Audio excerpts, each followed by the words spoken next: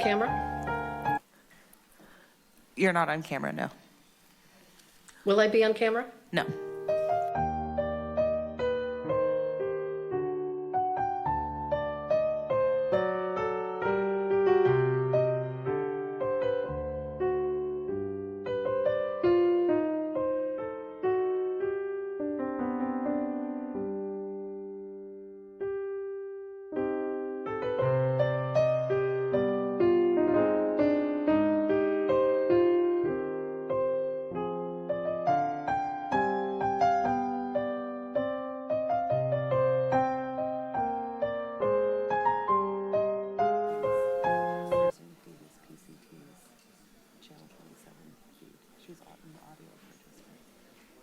We've never had any of the 2449 installed.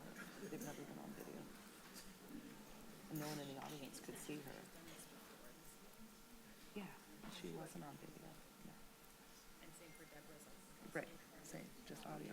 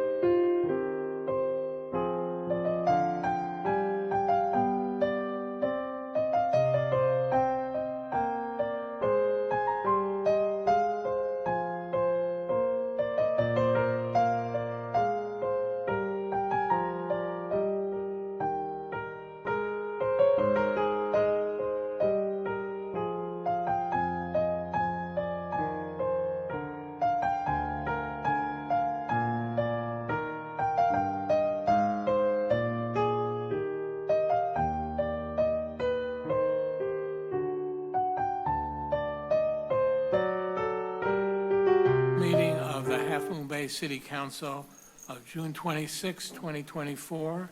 May I have a roll call, please? Councilmember Brownstone? Here. Councilmember Penrose? Here. Vice Mayor Rohrbeck? Here. Thank you. And then unfortunately, Councilmember Reddick is not able to attend in person tonight. She has notified us that she will be attending remotely for just cause due to a recent exposure to a contagious illness. City Attorney Ingberg has confirmed that Councilmember Reddick may do so under new Brown Act meeting provisions, AB 2449, provided a quorum of the council attends in person, and provided that she attends remotely under this just cause provision no more than twice in a calendar year. Given that I see 3 council members here in person tonight and that this is her second just cause appearance, Councilmember Reddick may attend remotely. Councilmember Reddick, as required by the Brown Act, could you please let us know if there's anyone 18 years of age or older in the room with you, and if so, your relationship with them? There is no one in the room with me this evening. Thank you. And as a reminder, any votes will need to be done by roll call. Please stand for the Pledge of Allegiance. I pledge allegiance to the flag of the United States of America and to the republic For which it stands, one nation, one nation, under God, indivisible, with liberty and justice for all.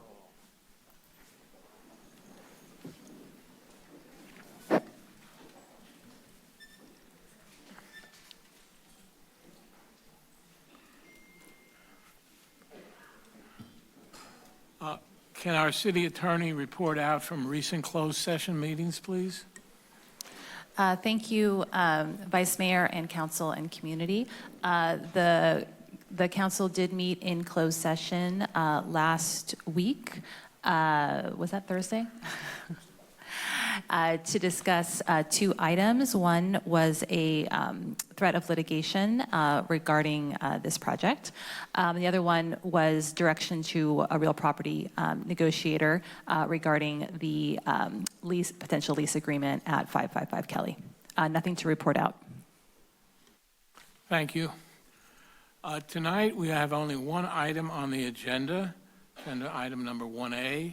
It's 3 appeals, which we're calling the Moore Appeal, the Ferrera Appeal, and the Nagengast Appeal of the Planning Commission decision from May 14, 2024, approving the coastal development permit and architectural review of the 555 Kelly Avenue Affordable Housing Development Project, subject to conditions of approval.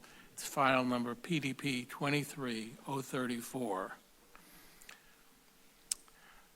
The council rules provide that the applicant and the appellant are each given 10 minutes to speak, and provides that the applicant may reserve time for rebuttal. In addition, upon opening of the public hearing, each public speaker will be given an amount of time that we'll have to determine whether it's going to be 1, 2, or 3 minutes for public comment. Here we have 3 appeals. Therefore, I propose that we give the applicant 20 minutes total, and each appellant gets up to 10 minutes. Is that okay with the rest of the council? Okay. Yes? Okay, so that's the way we're going to do it. And before we begin the appeal process, we need to have ex parte communications revealed. These are communications that have to do with any communications outside the hearing regarding this appeal, or whether they were made, or whether any of us have made a site visit and what they observed. Does anyone have any ex parte communications to reveal? No. I do. I have met with Mike Ferrera on telephone. Also, we attend a weekly breakfast together, more of a social nature. I have met with the ALAS board to talk about the project a while ago. I have met with the Housing Leadership Committee CEO, and on a really wonderful bus tour of affordable housing in San Mateo County. And during that bus tour, I sat with the architect from Mercy Housing for this project. I request that the volume be turned up and talk into your microphone more. Is that better? Okay. I also met with April Vargas via telephone, and I guess like everybody else, I made a site visit because you can't help but make a site visit. It's right there. So that's my ex parte communications. And Council Member Penrose also is going to reveal. Yeah, I met with April Vargas in person to discuss the project. I met with Belinda Arriaga, President of the Board, and Kiki Enriquez to discuss the project. I went to the Thursday morning breakfast where Mike Ferrera was present, and I obviously did site visit. Thank you.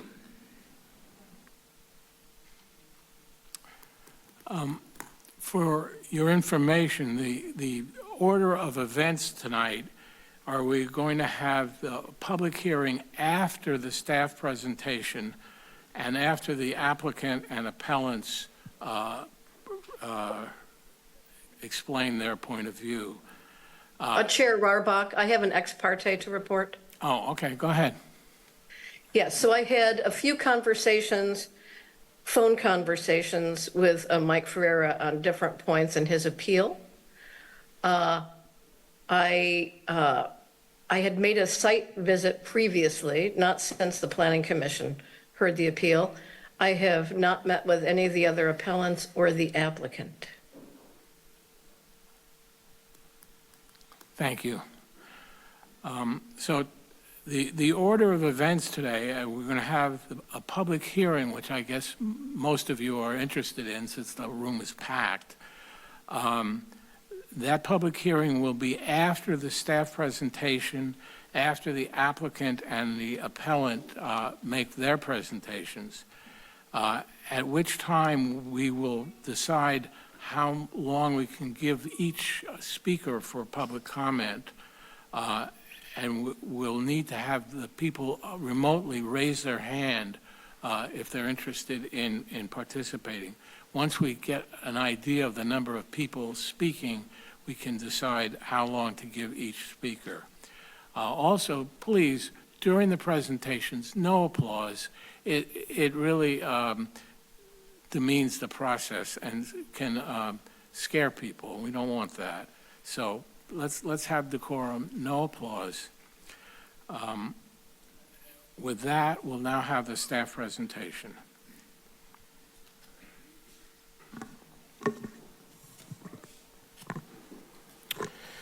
Good evening, Honorable Vice Mayor Rarbach and City Council. Mike Noche with the Community Development Department.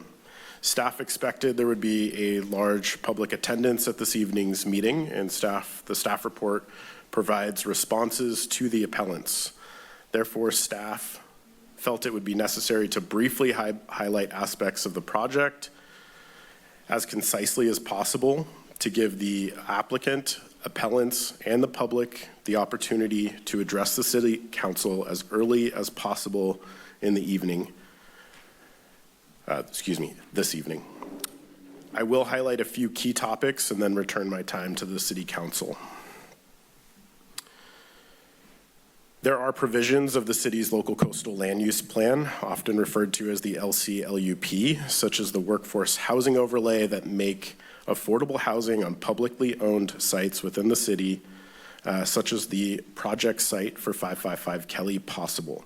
The city's LCLUP was comprehensively updated and then adopted by the City Council in October of 2020 and certified by the California Coastal Commission in April of 2021. The city released a request for qualifications in February 2022 to seek proposals of affordable housing at this location. The intent of the RFQ was for nonprofit housing developers to submit project concepts with objectives for very low and extremely low income households.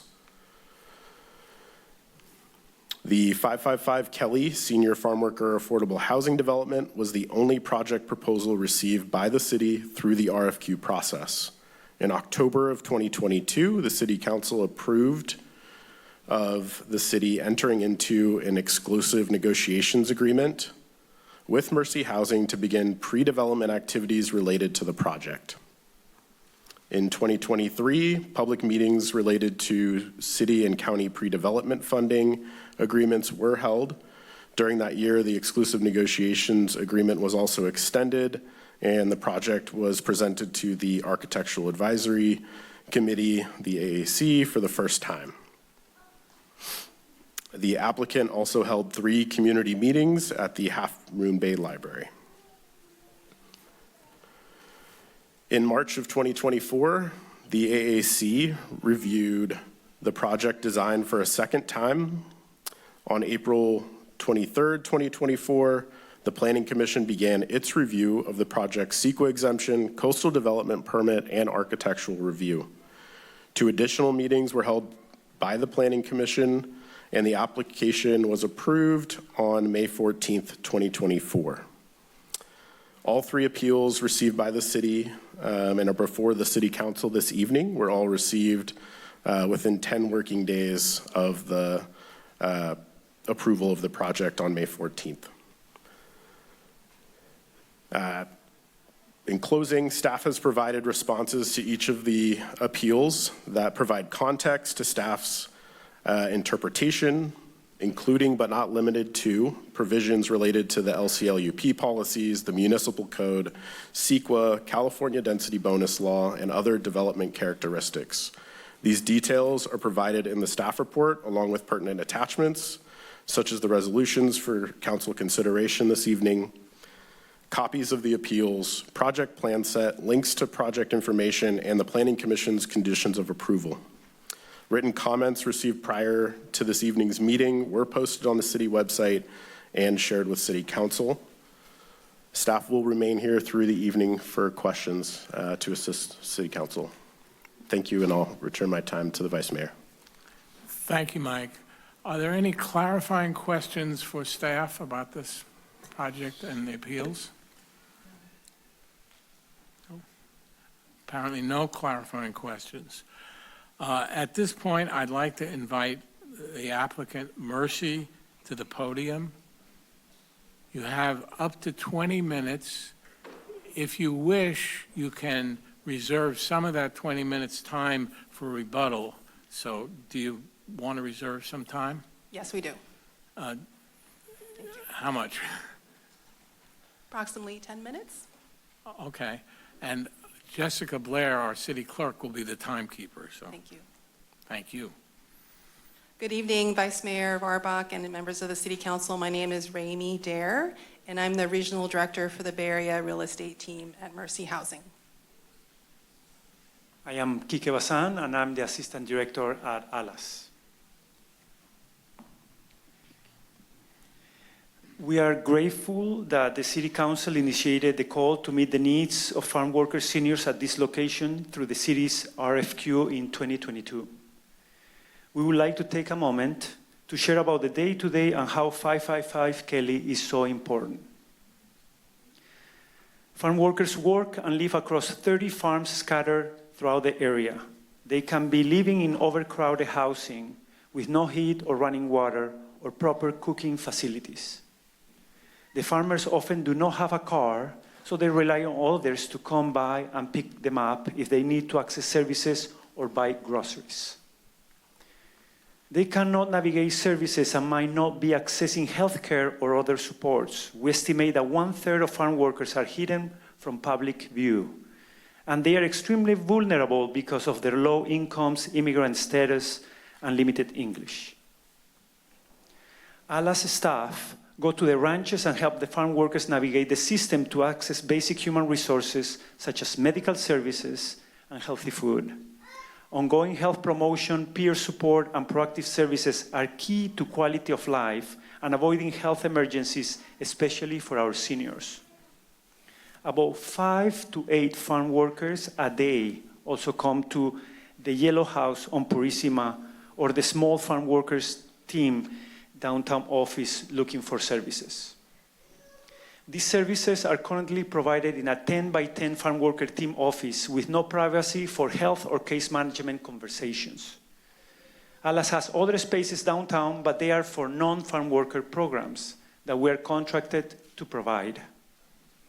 At 555 Kelly, the ALAS Farm Worker Resource Center will be located on the ground floor to house case managers, county health counselors, and other providers who can meet the specific needs of senior farm workers who are not fluent in English and do not have cars or transportation to get to services.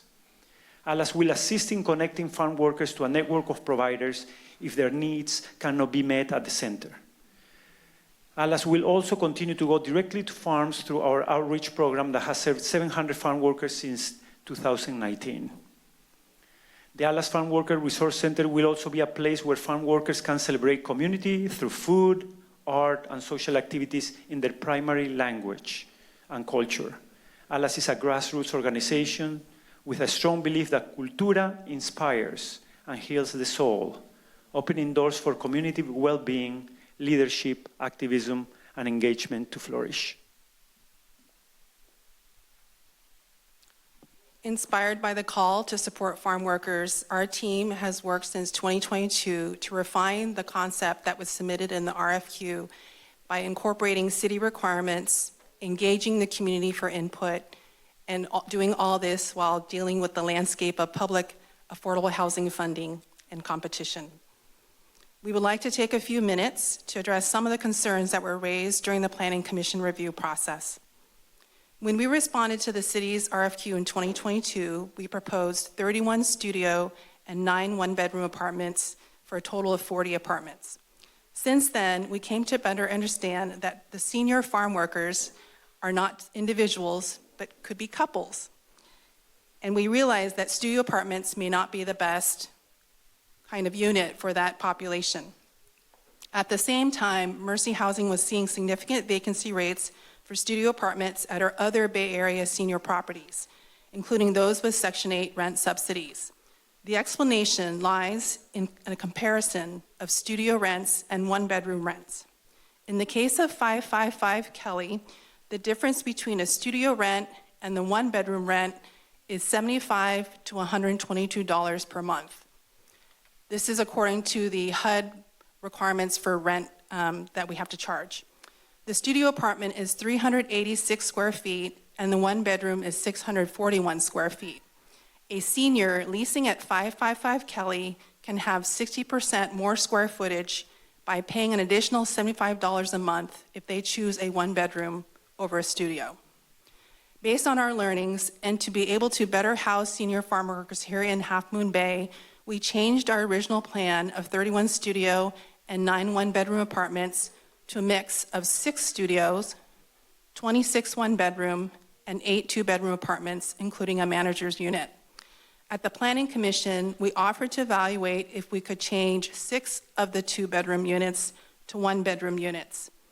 Our analysis, which we plan to wrap up in the next 30 days, is to evaluate how adjusting that unit mix will affect the state's commitment of $2.7 million that was made based on our original, or our current unit mix, I should say.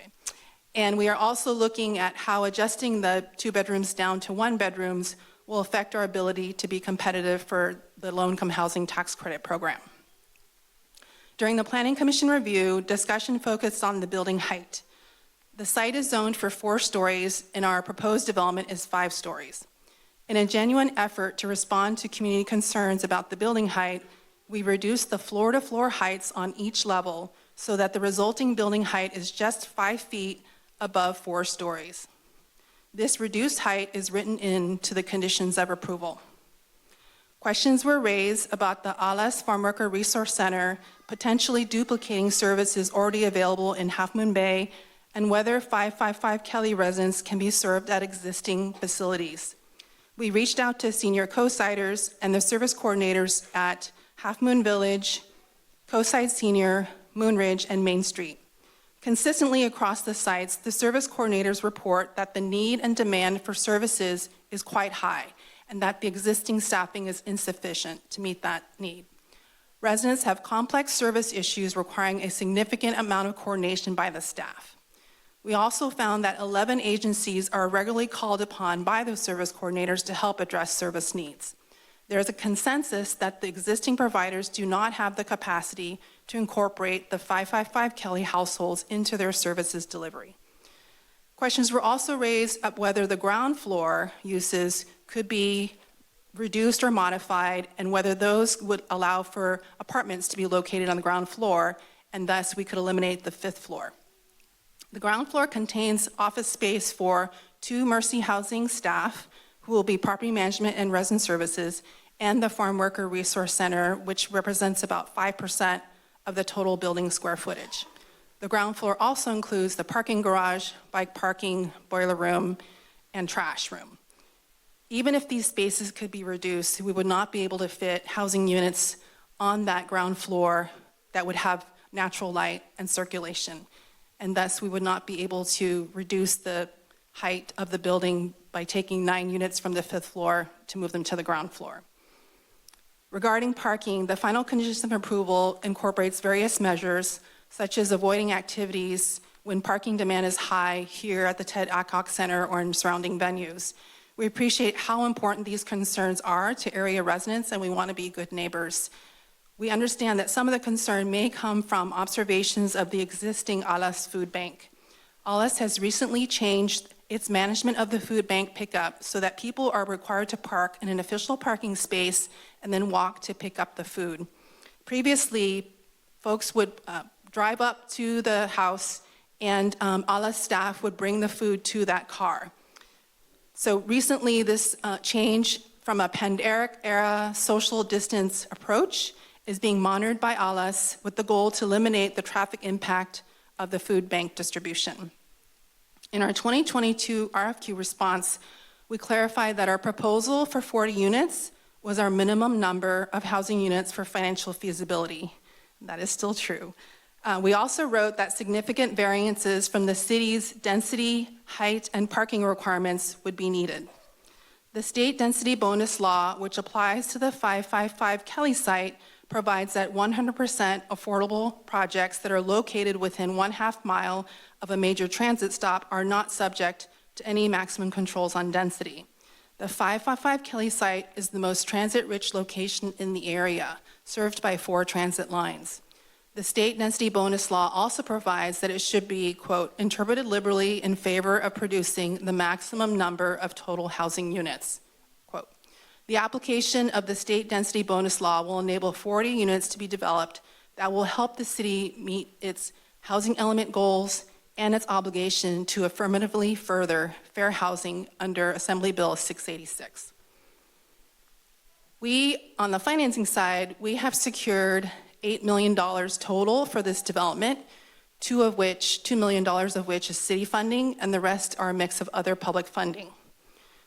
We are looking forward to reapplying for county funds of $12 million that would be a mix of construction funds as well as funds that would provide operating or rental subsidies for the residents who are going to be very low and extremely low income. Just 3 weeks ago, the county reluctantly decided to not award funds for our application because they understood that the Planning Commission's decision had been appealed. There is an opportunity for future county funding later this year, and we hope to be eligible for that funding if the Planning Commission decision is upheld. In conclusion, what was approved by the Planning Commission is programmatically very close to the RFQ response we submitted in 2022. Except for the adjustment in unit mix, a 5-foot increase in height, and a 600 square foot increase in the Farm Worker Resource Center. Another significant change is our incorporation of architectural features suggested by the AAC to reflect Half Moon Bay's special character. We also created plans to reconfigure the parking area here at the Ted Adcock Center so that public parking spaces could be maintained even after development is constructed. We believe all these changes make the project better. We truly appreciate the city's partnership with us in working on the 555 Kelly development in the last 2 years, and we are excited to continue this work. The Mercy, Alas, and architecture team are here to address any concerns or questions. Thank you. Thank you. At this point, I would like to invite Jennifer Moore, one of the appellants, to the podium to speak on her appeal. She has up to 10 minutes. Thank you. Did you turn it on? Yeah. Okay, thank you. Thank you for having me today, you guys, City Council. Of course, I'm nervous. This has been a big learning process for me. So my name's Jennifer Moore. I've grown up mostly in Half Moon Bay. I'm raising my son here. My background, I wanted to give you guys a little bit of that because this makes me feel like you understand me a little bit better. My dad was born on the Yurok Reservation in Northern California on the Klamath River. His upbringing was really rough. And after, some time, my grandmother thought it was great to get them off and help them get better lives. So my father went off to the military, came back, He decided to become working in the lumber yards. Then he decided to go on to have a cattle ranch. So at night, he worked in the lumber yards. During the day, he had a cattle ranch. Well, at 34, my dad was diagnosed with cancer. So he decided to have me come live with him so that we could spend time together. While I was going to school, I would be up in the morning with him, chasing down cattle, fixing fences, and then dropped off at school, wearing exactly what I had on, picked up and back at the ranch. So I understand what hard work is, and I appreciate what everyone's trying to do, and I believe that this housing should be done. I just don't believe mass density housing is what Half Moon Bay and the coastside needs. I believe that we can do much better for our farmers. I work just down the street. I observe the traffic day in and day out. That stop sign is blown every single day, multiple times. Just this week, my client went to cross the street, tripped on the uneven pavement, and broke her finger with her bone exposed. I had to leave my work and bring her to the nearest emergency, which is over the hill. So now I'm going to go into my slides. Lot line adjustment, why? The city law governing lot line adjustments requires an evaluation for stability of a building site created by a lot line adjustment. The city attorney's planner did not tell the Planning Commission why it's necessary to alter lot lines. The city attorney's planner did not determine if adjusting property lines of two parcels in different zoning districts creates a safe, suitable site for building. Why is altering boundaries of the city-owned property necessary? Will the altering of the lot lines create a safe site suitable for building a tenanted complex? Is the city manipulating the lot lines to create a larger site for Mercy Housing to construct a building? Liquefaction, danger zone, dangerous site. The city is altering property lines of two city-owned parcels to create a larger area for housing site in hazardous zone. The city attorney did not allow the Planning Commission to discuss environmental hazards. Why did the attorney allow Planning Commission to ignore land use policy 7-2? Why or how will the city minimize the geologic hazard to comply with land use policy 7-44? The Planning Commission did not discuss how construction of a 5-story building will be constructed to withstand damage of liquefaction. That word's hard to say, sorry. The city creates a phantom infill site. The city intended an infill site by covertly shifting lot lines of two differently zoned parcels and removing the current active use of each parcel, even though they both were actively being used. The city uses one itself for public works and the other an active parking lot, which you can obviously see out there today, and public and the beachgoers use it as well. The city is proposing to demolish the current building at 555 Kelly Avenue and dismantle the actively used lot at Ted Adcock Center. The zoning standards for these parcels is not consistent with the land use plan. The city manipulated lines to create a larger lot to change the zoning. Most importantly, the infill development is being used as one of the qualifications for CEQA exemption, but this really isn't the true infill site. It does not apply. How does the zoning standard and criteria compare to the standards of land use plan? Is the city manipulating manipulating lot lines to create a false infill site so Mercy Housing could request an infill grant from the state.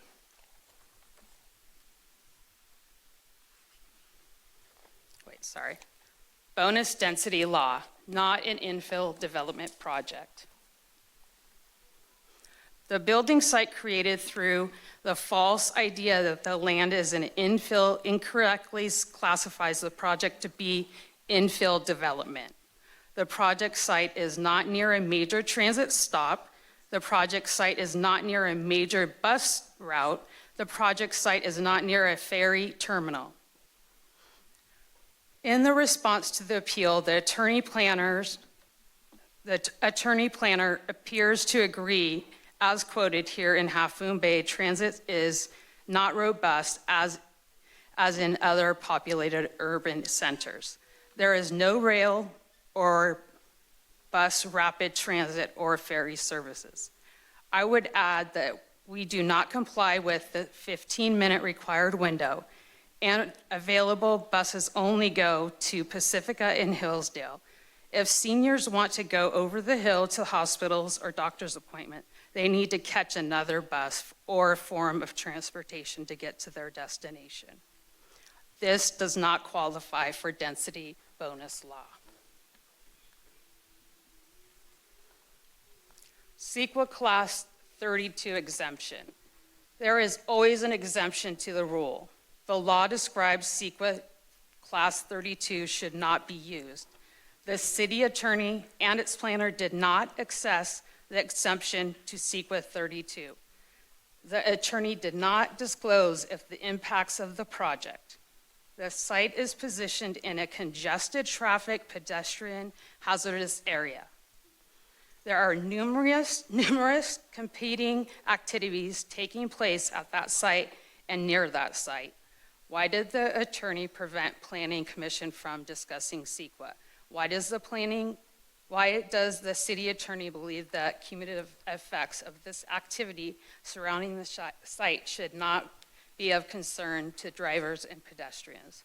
When will the city conduct comprehensive community level safety analysis to the surrounding areas?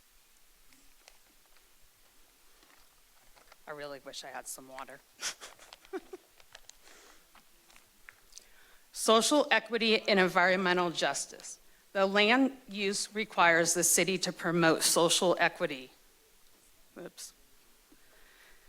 And environmental justice, including fair treatment and meaningful involvement. People of all races, culture, and income levels. The city, oh my God, I love you.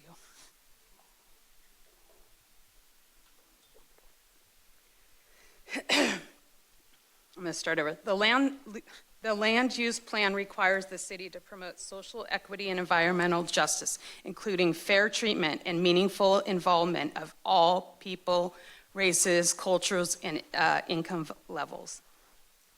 The city did not engage in any meaningful effort to solicit ideas from the community.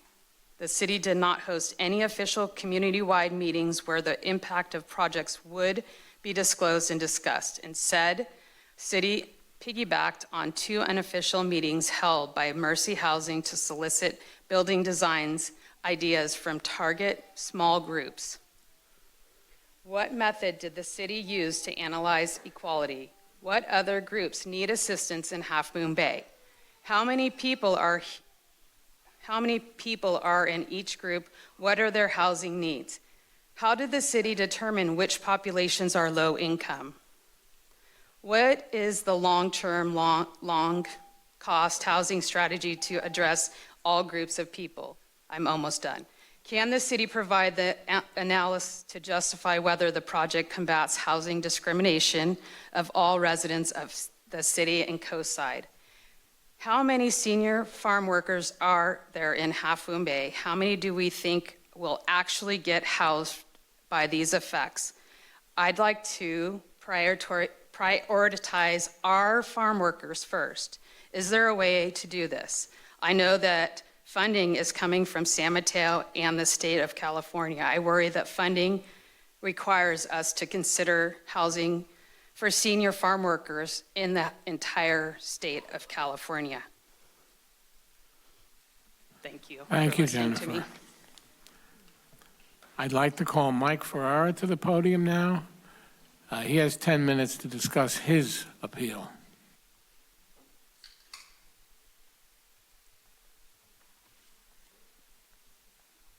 Good evening, Vice Mayor Rarbach and council members and staff.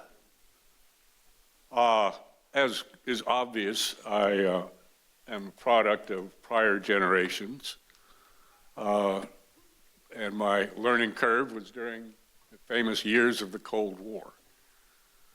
And one of the big differences between us and them was that they believed that the end justified the means. On our side, we felt that is not true. The end does not justify the means because it's the excuse for immorality, and we would never do that. Of course, a few times we did. But at least that was the ideological difference in the times. So when I first heard about the 40 units in 4 stories as a proposal, and it seems a little tight, but I respected your judgment. I felt that you knew something about it and that you heard convincing arguments and that you felt it was meritorious and you wanted to move forward with it. So you didn't hear from me. I didn't gripe to you about it. I do gripe to you once in a while, but not about that. And so when I heard the 5 stories and the increase in the size of the units, which is a substantial increase in occupancy, and didn't find any sign that you agreed to it. It just, to the public, it just ended up at the Planning Commission. That's why I attended the Planning Commission meetings, and I listened to your Planning Commission, and your Planning Commission was also concerned about it. But your Planning Commission was told, oh, you can't change that.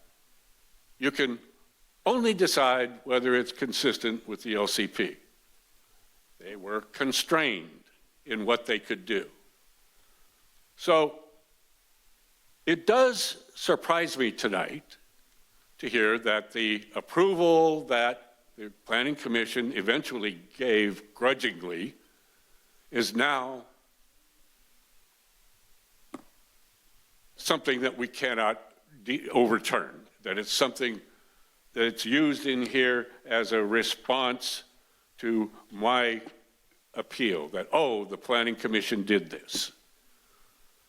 It adds legitimacy to the whole thing. Well, actually, the Planning Commission, in its motion, and I don't know if this has been cast to you or not, it says, consider revisiting the original 31 studios and 9 one-bedrooms that were originally proposed. That is part of the actual motion by the Planning Commission, because they have a concern about how this grew from the original proposal without your engagement. To the issue of property ownership and what does it mean? I bring that forward because it's your property, or not your property, it is the city's property for which you are the custodian, and you had exercised its rights, and you are not obligated to have an applicant tell you that you have to give additional stories there. You are not bound by that. The state law does not bind you to that. And let's face it, this is not a major transit stop.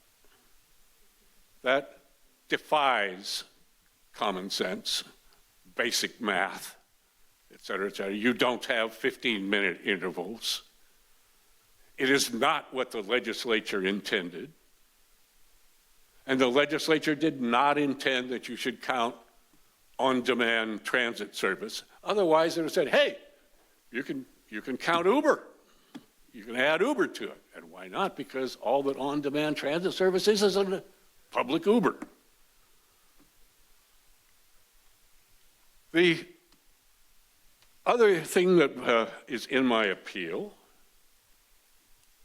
and I'm going to jump a little bit here because I'm going to go to the matter of the, excuse me, the story poles.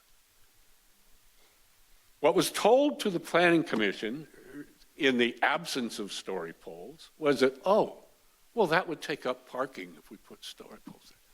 The same property that would go under the building. For Pete's sake, how, I'm trying to come up with a polite word, what contempt that showed for the planning commissioners to make that excuse for not providing story poles. And the planning commissioner said, you don't have to do that. You can just get somebody to run up something with a flag that's at that height so people could see. Now, tonight, we're being told that can't be done because there's no time in the schedule. Well, there was then, and I guess there isn't now. But what was the purpose of engaging in this falderall? Obviously, they didn't want people to see. They didn't want people to notice this from El Granada or from miles down Highway 1. That's why it wasn't done.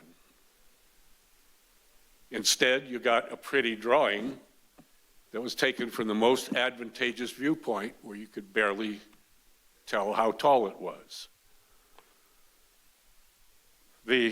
I guess that's in the past. We can't fix it now, but it doesn't show the kind of frank and earnest intentions that I would like to see my city do.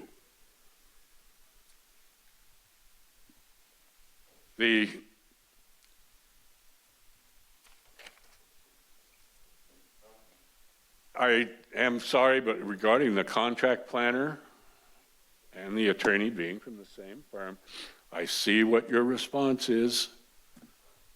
But remember, it's not a question of actual conflict. It's the appearance. And talk to planning commissioners someday and ask them what the appearance was to them. Okay, it was not positive, especially when they were being limited in terms of what they could say or do. With that, I'll conclude by saying that there is a difference between a workaround and gaming the system. I don't want to see my city gaming the system. It's the whole reason I got into politics here 30 some odd years ago, was because of all the gaming that was going on and the backroom stuff. And there was too much of an odor of that here. I want you guys to be in control. I want you to be conscious of what the details are and engaged in this. I don't want it coming around to you in this fashion, in which people's aspirations have now been tied up into without your engagement. So this is not a simple and obvious thing to be resolved. I understand that. But I have to be standing here and saying, I wish it wasn't so. I wish we weren't in this mess. And there ought to be some way to get out of it, because all that you really did, all this stuff is just going on because you didn't want to do a zoning change through the Coastal Commission because it would take time. Well, Do you really think this is going to get through without considerable delay now? People are worked up about this. There are things that people are going to want to do. It would have been far better to follow regular process. And if nothing else, that ought to be a recommendation for the future. Thank you.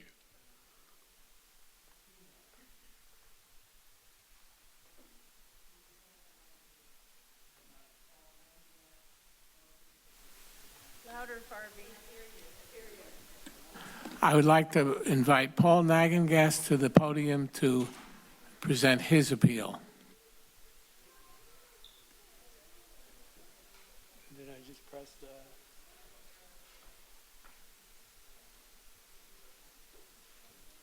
Oh, and then to the right when I'm going to go...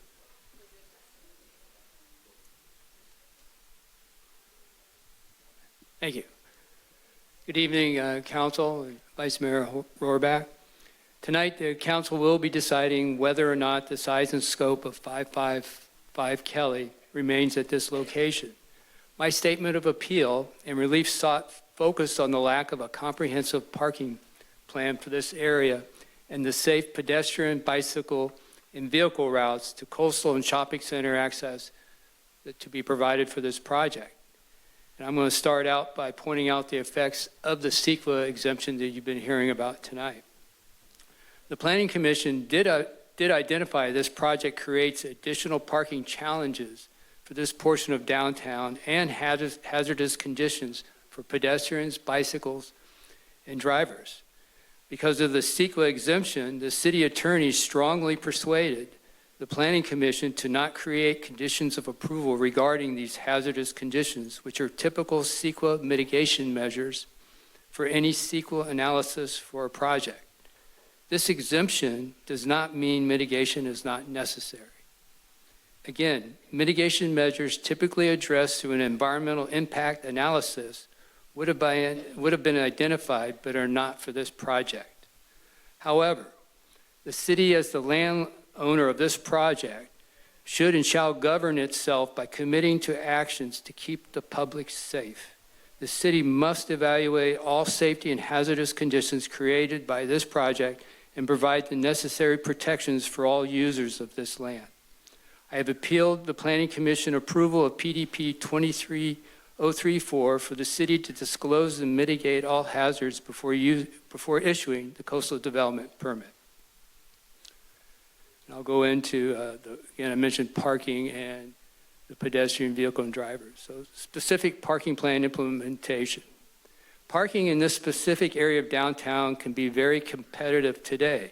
You have the Boys and Girls Club Event Center, you have 2 schools, the community center, which Ted Adcock Center, the church, a sheriff's station, a shoreline station, business and tenants, and all this provides beach access, parking, and other downtown facilities and events. Various parking survey studies from 2015, 2019, and the 2024 DKS study do not provide for a coherent parking plan as requested by Planning Commission advisory statements on their May 14, 2024 approval. The DKS study assumed Farm Worker Resource Center would generate walking only from 55 Kelly, 880 Stone Pine, and allow staff to park at their current location and not at the project site. The current project conditions of approval require Mercy to endeavor and consider when locating additional parking areas. Endeavor and consider are not terms that are enforceable to provide parking. During the Planning Commission hearings, Alas acknowledged they have no idea what future use of the Farm Worker Resource Center and the associated requirements may be. It's a great idea, but they had no idea really what might grow into it. I would hope that the City Council would agree a comprehensive parking plan be completed for this specific area of downtown with firm commitments from Alas of intended use and frequency of use for the city to adequately prepare and implement the parking plan. The city must develop a comprehensive parking plan and any necessary construction improvements to be completed prior to closure of the existing city parking lot or building permit issuance. The Mercy website, it indicated they were wanting to start construction this summer 2025. So the completion of the plan ensures parking. I'm going to compete with the bells over here. The completion of the plan ensures parking is available for the many competing users at this location when and if the existing city lot is closed during and post-construction.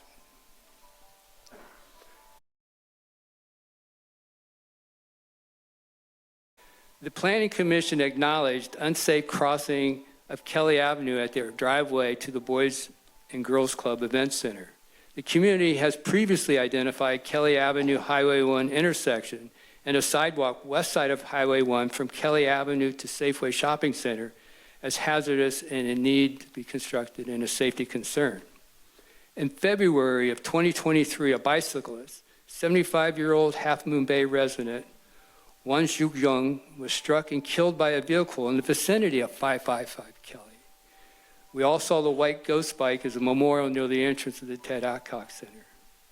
The same studies that were prepared for parking inadequately addressed multimodal safety, which again included the bicycle, pedestrian, and vehicle travel. A stop sign warrant analysis was completed and indicated the warrants weren't there for a stop sign. However, DKS did acknowledge that due to the significant pedestrian crossings at this location, always stop may still be considered and other improvements to be completed. Again, their data, and if you looked in the report, said it was used from 2017 to 2021. As previously noted, we had a fatality on a bicycle in 2023. And then on May 21st, 2024, City Council, except Mayor Jimenez, granted Caltrans appeal to not complete safety improvements at Kelly Avenue and Highway 1. This was to remove those raised island pork chops, to construct a safe path to the beach and to shopping centers. So in order for the future residents of this housing complex and others to have a safe pedestrian and bicycle route to the city's major beach access and shopping centers, the city needs to complete the best safe crossing across Kelly Avenue, to provide a safe crossing of Highway 1 at Kelly Avenue, which would include removal of those pork chops, and to provide a sidewalk from Kelly to the shopping center entrance prior to certificate of occupancy. Again, Mercy's website had indicated they'd hope to be completed by 2027. So in conclusion, I seek relief from the City Council to be absolutely certain that Ted Adcock's parking lot is the safest location for this project, and it is the city's responsibility to consider public safety on city-owned lands. In addition, the agenda report states this project is not appealable to California Coastal Commission.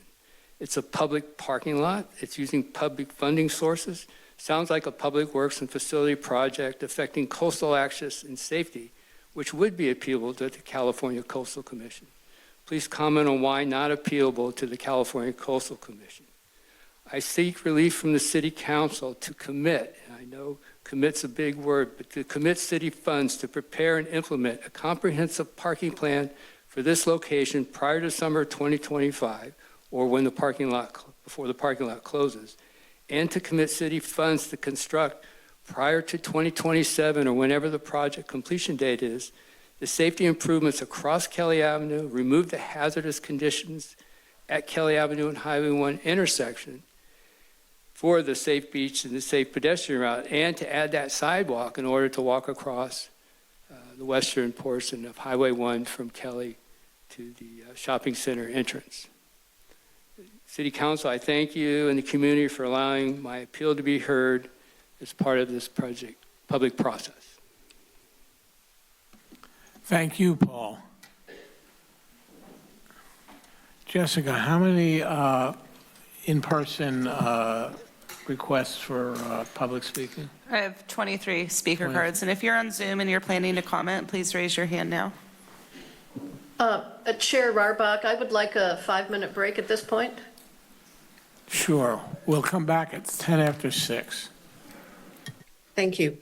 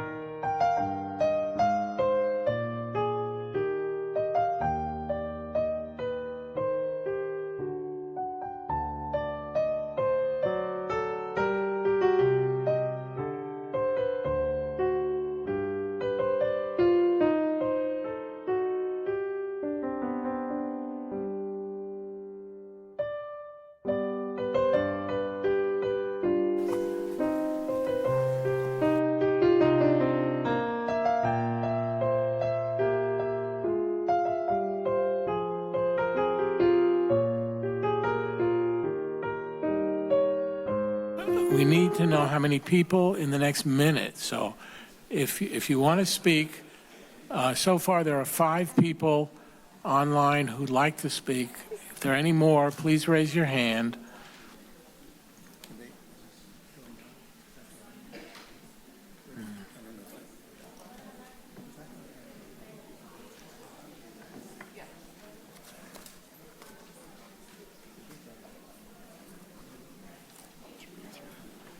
Cut off, and then we mark which person we're cutting off.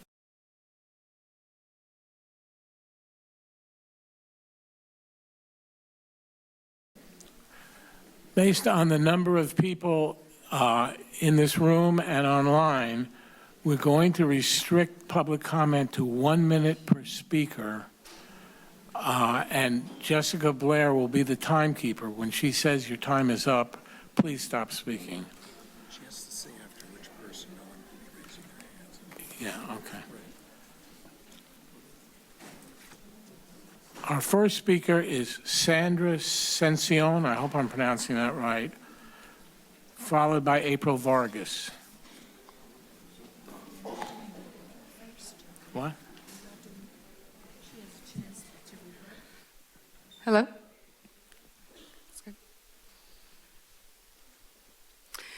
Thank you, City Council. I'm Sandra Ascension. I'm a member here of the community and also the Farm Worker Program Director at ALAS. I just wanted to take my quick minute to really bring in the voices of the farm workers that we have here in our community. And to share about a quick moment that I had today going out into the farms and sharing with our farm workers. Our farm workers today, Señor Javier, Señor Felix, who have given years of their lives to our farms, to feeding our community, and them sharing their work starting at 5:30 in the morning this morning, and working hours, giving the years of their lives and day to day to our community. And I just wanted to reiterate the importance that they bring to our community. They shared with us some of the fresh produce that they are able to cultivate, and I hope that we can come together to pass this affordable housing for senior farm workers. Thank you, Sandra. Thank you. April Vargas, followed by Dan Haggerty. Good evening. Thank you for this hearing. The need for this project has only increased in the time since it was first proposed. After the mass shooting in 2023, the city recommitted to providing badly needed, adequate housing and services to our hardworking farm worker community. Now is the time to make that commitment real. The Farm Worker Resource Center is an important part of this project and will provide urgently needed services in the residents' primary language. Residents at Leslie Garden have a resource center right where they live, and our farm workers deserve the same. Any decision requires a lot of thought, and nothing is easy, but that doesn't mean we don't do it. The time is now. We all know this needs to be done. The project is a good one. Please, let's move on and do what needs to be done. Thank you. Thank you, April. Dan Haggerty, followed by Patricia Stevenson.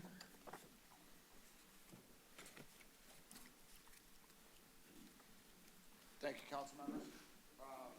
Dan Haggerty, Ogonata, 35 years. I want to say that I do support housing for farm workers. Okay, I feel housing is a human right as long as healthcare being a human right. But I do not support this project the way it is, the way it's given to us today. It's too big. There's too many parking issues. It's overpowering the Catholic Church next door. Something of scale, something of that would be fitting to our small town character. I honestly don't believe that 10 years from now that the senior farm workers will be living, there may be one or two, but I just don't, I don't see real enforcement. I don't see measures that will actually follow through. So I'm just, something more appropriate, please, not this project. It's too big. Thank you, Dan. Patricia Stevenson, followed by Jordan Grimes.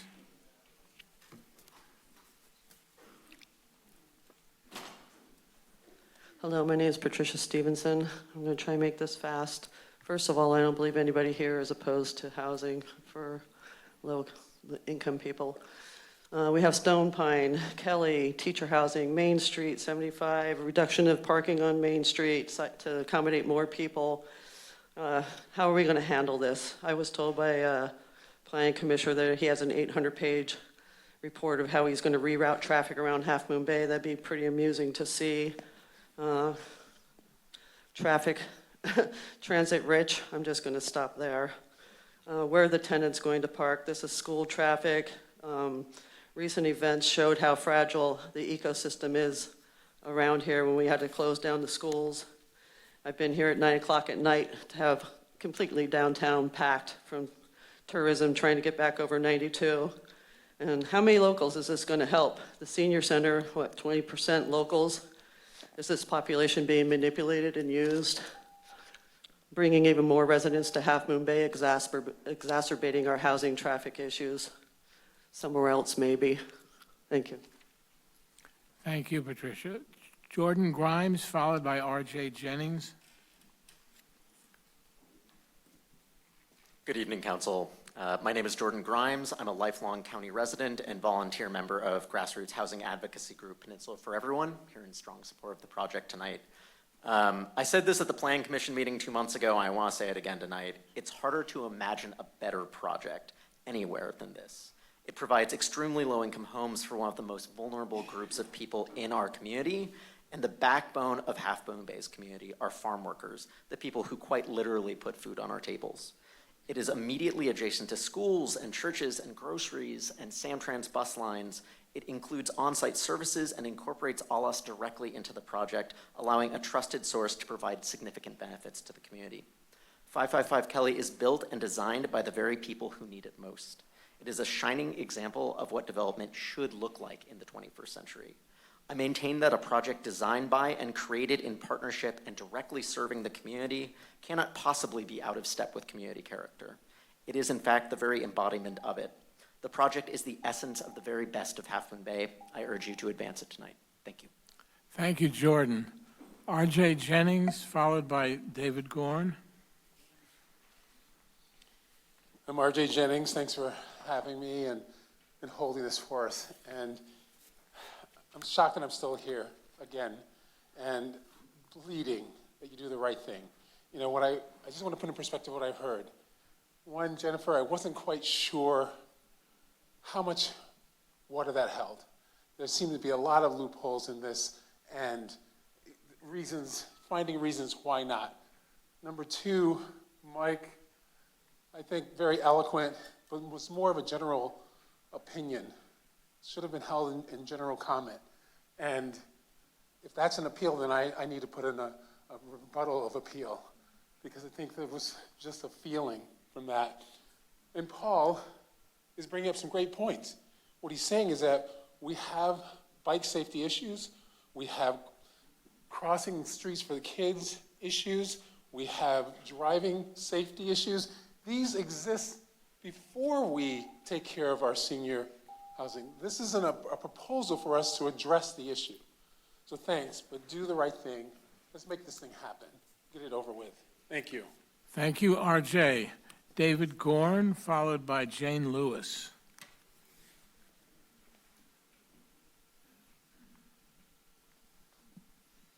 Hey, you guys. So I'm David Gorn. I'm a member of the Planning Commission, but speaking as a citizen of Half Moon Bay. First of all, I would like to thank you. I don't think people realize that you've made affordable housing your #1 priority, and that it's very easy to talk about affordable housing and support affordable housing, but it's another to make it happen. And so I wanted to thank you for Stone Pine Center, and that's what you're doing here as well. It's that people don't realize that you commissioned this project and that this is what you wanted. I do have an issue. I do have one issue with this project, and that is how it has changed since you originally approved it. So it's changed from 4 stories to 5 stories. It's changed from some allow space to a lot of allow space. It's changed from studio apartments to bigger apartments.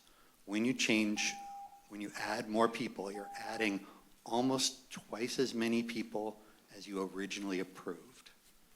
So I would ask you to go back to what you wanted in the first place and approve what you want and not what city staff and applicants have changed. That's all. Thank you. Thank you, David. Jane Lewis, followed by Rabbi Hein.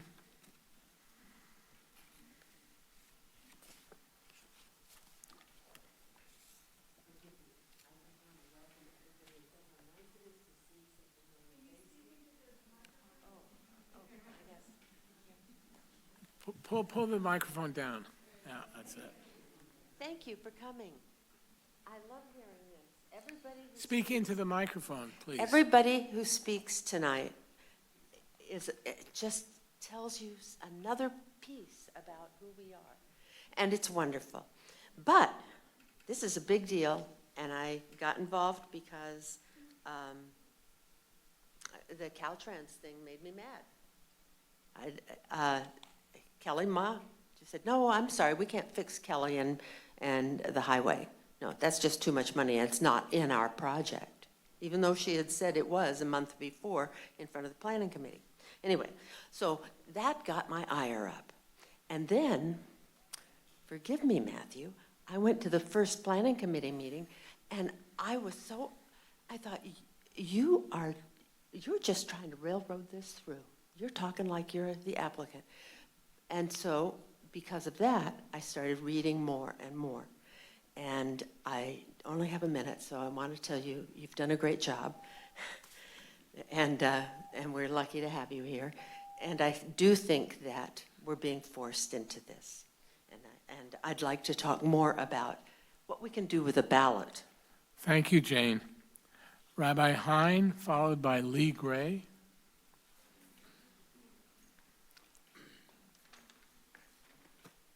Good evening. I'm Rabbi Moshe Hein from the Coastside Jewish Community and a resident of Half Moon Bay. I'm not an attorney or an engineer, but a faith community leader who believes that we should always err on the side of compassion. The perfect is the enemy of the good is an aphorism commonly attributed to Voltaire. Insistence on perfection often prevents improvements that may be good, though not perfect. Finding the perfect solution here may very well be impossible, given the thousands of reasons I've heard why it should not be built. But we should not let the struggle for perfection stand in the way of implementing something that is imperfect, but still of value. There's enough good in this project to approve it, perhaps with some modifications, but it's time to move forward with this and not let the moment pass. Thank you. Thank you, Rabbi. Lee Gray, followed by Sue Holland.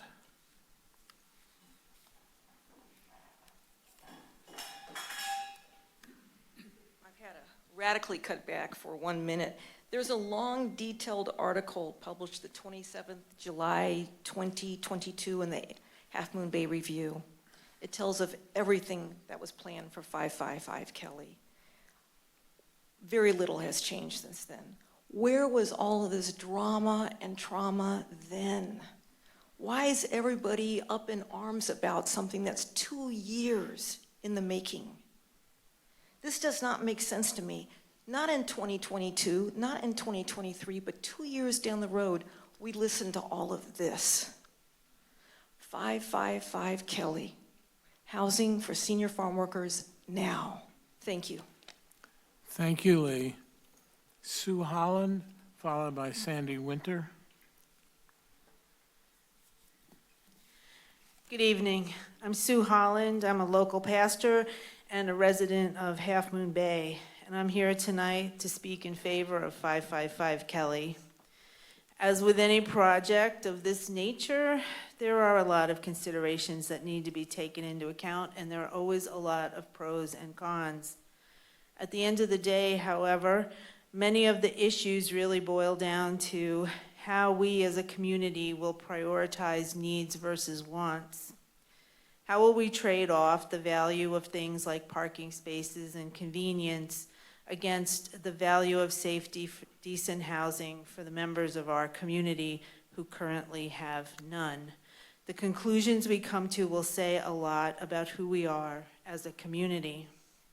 With 555 Kelly, we have before us an opportunity to build a housing solution for some of our most vulnerable neighbors that takes into account their expressed needs and will be able to provide them with resources and services that will allow them to thrive as they age.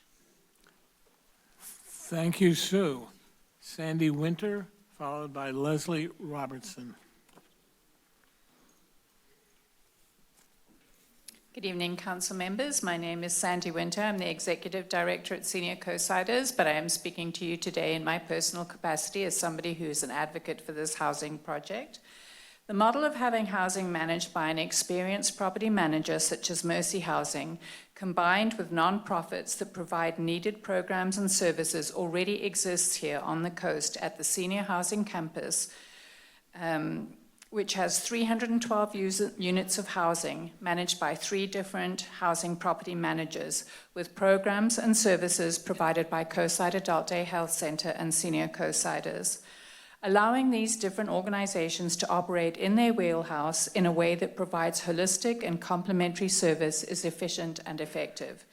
The inclusion of the Farmers Resource Center is extremely important to ensure that the residents and other individuals who can access these services can do so in a way that is culturally and linguistically appropriate.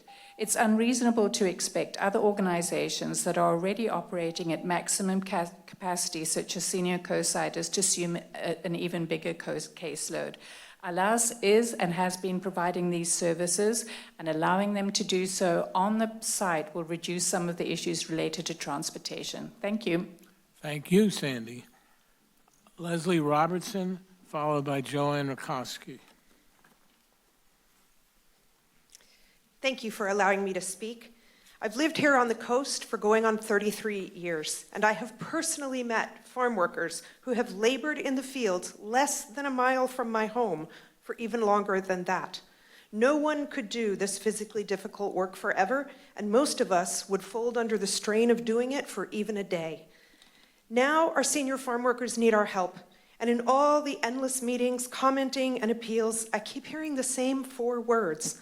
I love the farm workers, but it's in the wrong location, but it's the wrong time, but I didn't get something I feel I was owed, but I had plans for that piece of property, but I would rather these seniors live somewhere other than downtown, but I think we should wait for a more perfect plan. Always but. I saw Mayor Jimenez speak at the memorial downtown after the tragic shootings a little over a year ago. He spoke eloquently. He moved us, but he also challenged us. He said, "What is the plan? What is the plan?" We have a plan. We have 2 organizations, Mercy and ALAS, who are highly qualified to administer this plan. Our hardworking senior farm workers are telling us that they wish. Okay, thank you. Thank you, Leslie. Joanne Rakowski, followed by Lily Ray. Good evening. My comments are in strong support of the project at 55 Kelly, and they are informed by nearly 50 years as a registered nurse, in which I worked in home settings with elderly individuals with complex illnesses, and then as a federal surveyor observing care in a variety of settings. Amazing information can be gained by observing people in their own environment, cues about health problems, functional challenges, social interactions, and observing over time can inform the need for direct intervention or referral. The Farm Worker Resource Center for the residents and others who are long-standing farm workers here provides an opportunity to initiate actions while problems can still be cost-effectively managed. It also creates community for a population that previously had limited chances to interact. It's a unique opportunity for Half Moon Bay. Thank you. Thank you, Joanne. Lily Ray, followed by Bill Hevlin.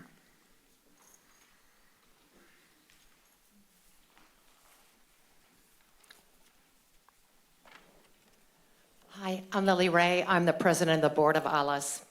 Right after the horrendous shooting, light was flooded over the city of Half Moon Bay and brought the living conditions of the farm worker into,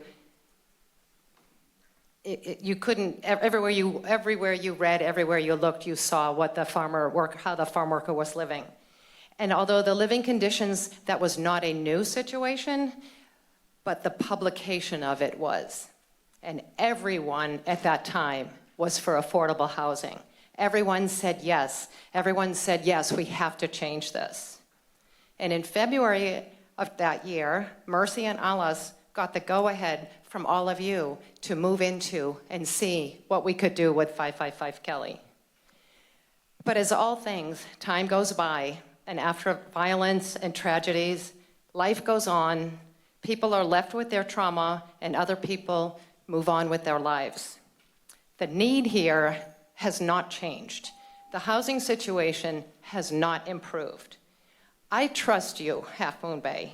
It's time for affordable housing, and it's time for affordable housing for senior farm workers. Thank you. Thank you, Lily. Bill Hevlin, followed by Noreen Hevlin. My name is Bill Hevlin, and I'm a principal lay leader of the Unitarian Universalist Coastside community.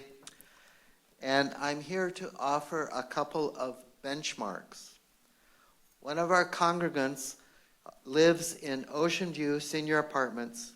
That's on 555 Crespi Drive in Pacifica. They have 100 units, and they have 50 parking spaces. Yet he never has a problem parking. 100 units, 50 parking places. So a parking multiplier of 0.5 works fine there, and this suggests the current parking multiplier for 555 Kelly of 0.6 is more than adequate. Ocean View Senior Apartments also has a common area with a shared kitchen. Even though each unit has its own kitchen, the kitchen in the common area is much used. Thank you for your attention. Thank you, Bill. Noreen Hevlin, followed by Teresa Jimenez. My name is Noreen Cooper Hevel, I'm speaking on behalf of Coastside Faith in Action. We all had a very tragic wake-up call with the farm worker mass shooting in January 2023. The community came together to show their support and outrage on the deplorable living conditions for many of our local farm workers. Does it only take 18 months for us to set those concerns aside? 555 Kelly is centrally located near grocery stores, produce stands, pharmacies, a medical clinic, multiple churches, the sheriff's substation, and a primary bus line. And by locating such housing centrally, Half Moon Bay is stating that it wants farm workers to be visible. That's the point. To make this often undeserved population visible, because they are an important part of our community. And 555 Kelly says that out loud.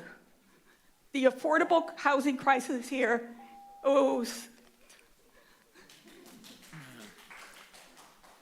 Thank you, Noreen. Teresa Jimenez, followed by Sophia Lane.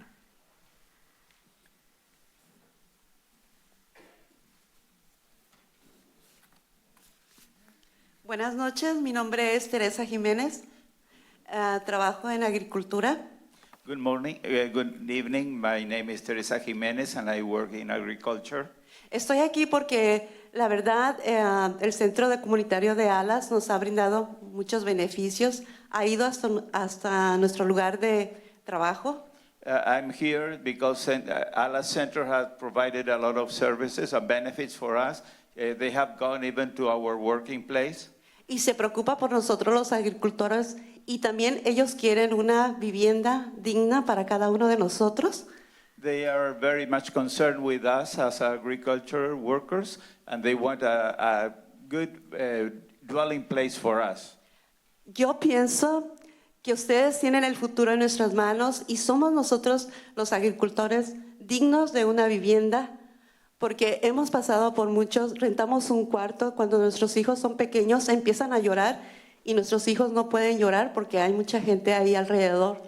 I know our future is in your hands, and we have kids, and when we are living in a very small space and our kids are crying, and they bother other people that are around. O cuando llegamos del trabajo de una dura jornada, llegamos a nuestro pequeño cuarto y no podemos descansar. And when we, after a long day work, we come tired to our place and we cannot get a rest. Gracias a este centro comunitario Alas que nos ha brindado mucho y estamos muy contentos y esperamos que ustedes aprueben ese proyecto. Está en sus manos y somos merecedores. Thank you for Alas that are providing this help for us, and I know that we are supporting this project and we deserve this project because of our work and our commitment to the community.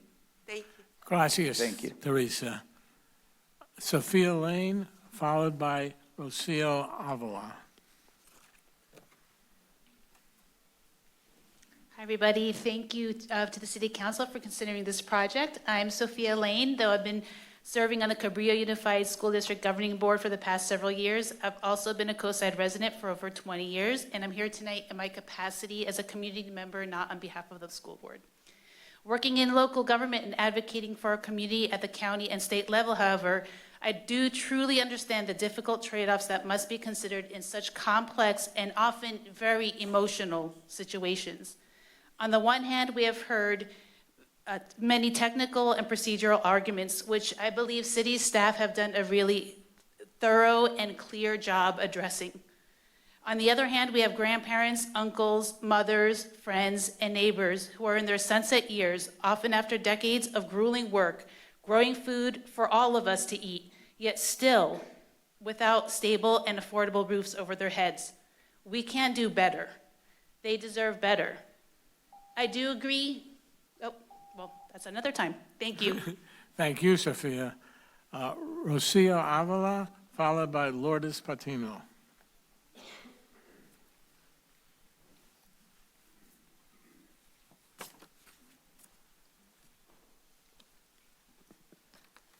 Buenas tardes a todos. Mi nombre es Rocío Ávila. He escuchado varias veces que la construcción de viviendas para las familias de bajos ingresos son prioridad para la ciudad. Me gustaría pedirles que entiendan que no es solo la construcción de una casa lo que se necesita, sino que también que haber servicios sociales para satisfacer las necesidades de las personas que han vivido en la pobreza por años. Las necesidades se acumulan y eso no cambia de un día para otro. Es ahora que tienen que aprobar la construcción de 55 Kelly, porque luego va a ser demasiado caro y retrasarlo genera más trauma para las personas viviendo en pobreza. Good evening, my name is Rocio Avila. I have heard many times about the construction of these houses for the low-income families, and this is a priority for the city. I would like to ask you to understand that it's not only the building of houses that is needed, but also the social services to satisfy the needs of the people that have lived in poverty for so many years. The needs are accumulating, and that doesn't change from one day to the other. It's time, now it's the time to approve the construction of 555 Kelly, because later it's going to be more expensive for the city, and delayed will generate more trauma for the people that are living in poverty. Thank you. Gracias, Rocio. Lourdes Patino, followed by Sandy Vela.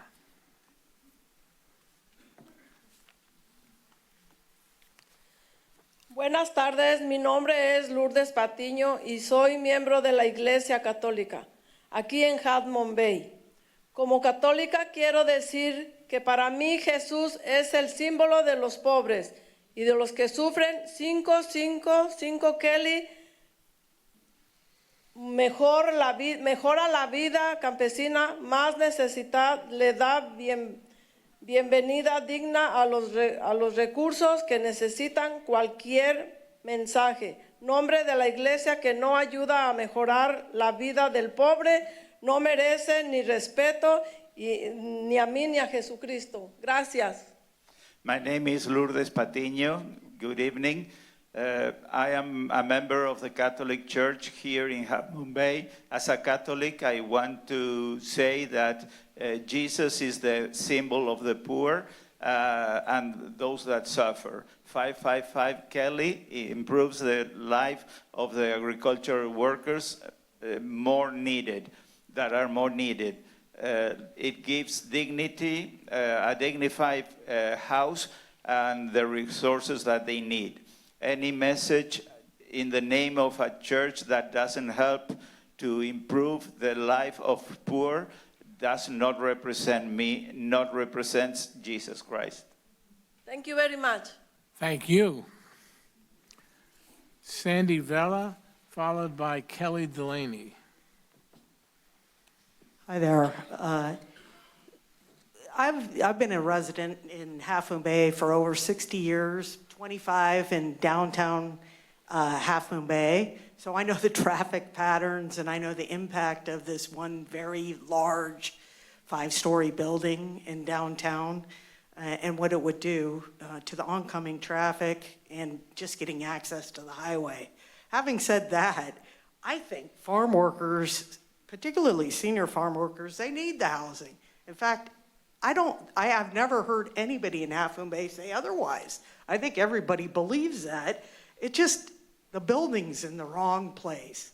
From a traffic perspective, from a parking perspective, it's a wrong place. And just because we can build it and the state is dying for us to build it, doesn't mean we should build it. We should consider the farm workers and the community at large. I would also welcome Alas to open up. They're doing such a good job, with the community of farm workers. Open it up to all local communities, so we'll have diversity and you're doing such a good job. Spread the activity. That's all I'm asking. Thank you. Thank you. Please, no applause. Kelly Delaney, followed by Carlisle Ann Young. Hi. So I'm a teacher, a professor, and I help with educational programs at ALAS. I think what we need to remember is that the aging process is hard for everyone, but the thing that is the most challenging for seniors often is connection and loneliness. And that's something that ALAS does amazingly well. That is why the Resource Center being located there is so important. I have family members, me personally, that text occasionally and say, I'm lonely, can you call me? That doesn't happen with people that are connected with ALAS. They know how to build community and connect people. And it's really important that we tell our senior farm workers and show them that they are wanted and needed and loved, and this housing project does that. They have heard for decades that we care about them and love them, but we've done nothing. So until we build something that shows them that their hard work is not for nothing and that we actually care about them, I think it would be hard to believe yet another empty promise. If we're looking for the perfect, we're not going to find it. Thank you, Kelly. Carlisle Ann Young, followed by Lisa Warner-Carey. Before you start the timer, a couple of us were wondering why Mayor Jimenez is not here, because you didn't mention if he was recusing himself or is he homesick? Anybody know? The city attorney will answer that question, I believe. Yes, I'm happy to answer that question, and I actually was thinking, yeah, we probably should have mentioned that at the beginning, and then also for folks who attended late. Mayor Jimenez is recused on this project. He is a former employee of ALAS, and there is a 12-month look back, so even though he's no longer a current employee, because he was employed within the last 12 months, he is recused. And I also wanted to state for the record that Councilmember Ruddick is attending remotely. She is has been exposed to a contagious illness, and so therefore under the Just Cause provision of the Brown Act, she is participating remotely. She can hear everything and see everything, including the PowerPoint presentations. Thank you. Thank you. I'm satisfied my question. Carlisle Ann Young, some people know me as Sid Young. I'd like to address public safety, both for farm workers and the public. On June 4th, a fire broke out on the 5th floor of the Mercy Housing Project at Middlefield Junction in North Fair Oaks, which was still under construction. The fire elevated to 8 alarms, destroying 104 of the 179 units. The fire started at 10:15 a.m., and mutual aid from many surrounding peninsula fire departments were sent to help extinguish this fire, including 26 engines, 7 ladder trucks, and 10 fire engines from Santa Clara. Our local Coastside Fire Protection District sent a truck. Here on the coast side, the only engine, a Quint, is housed in El Granada that's capable of extinguishing a 5-story fire. And tonight at 4 p.m., I attended their CPF board meeting, and the fire marshal said the main driveway past 555 Kelly will not allow any cars to be parked in front of the building. He also said developers are usually required to invest in the extra fire apparatus that the city will need to put out a tall fire. Thank you, Sid. Thank you. And I just wanted to say also the 75-year-old farm worker that was killed in the crosswalk, or in the 500 block at Kelly. Thank you, Sid. Lisa Warner-Carey, followed by Martina Carrillo.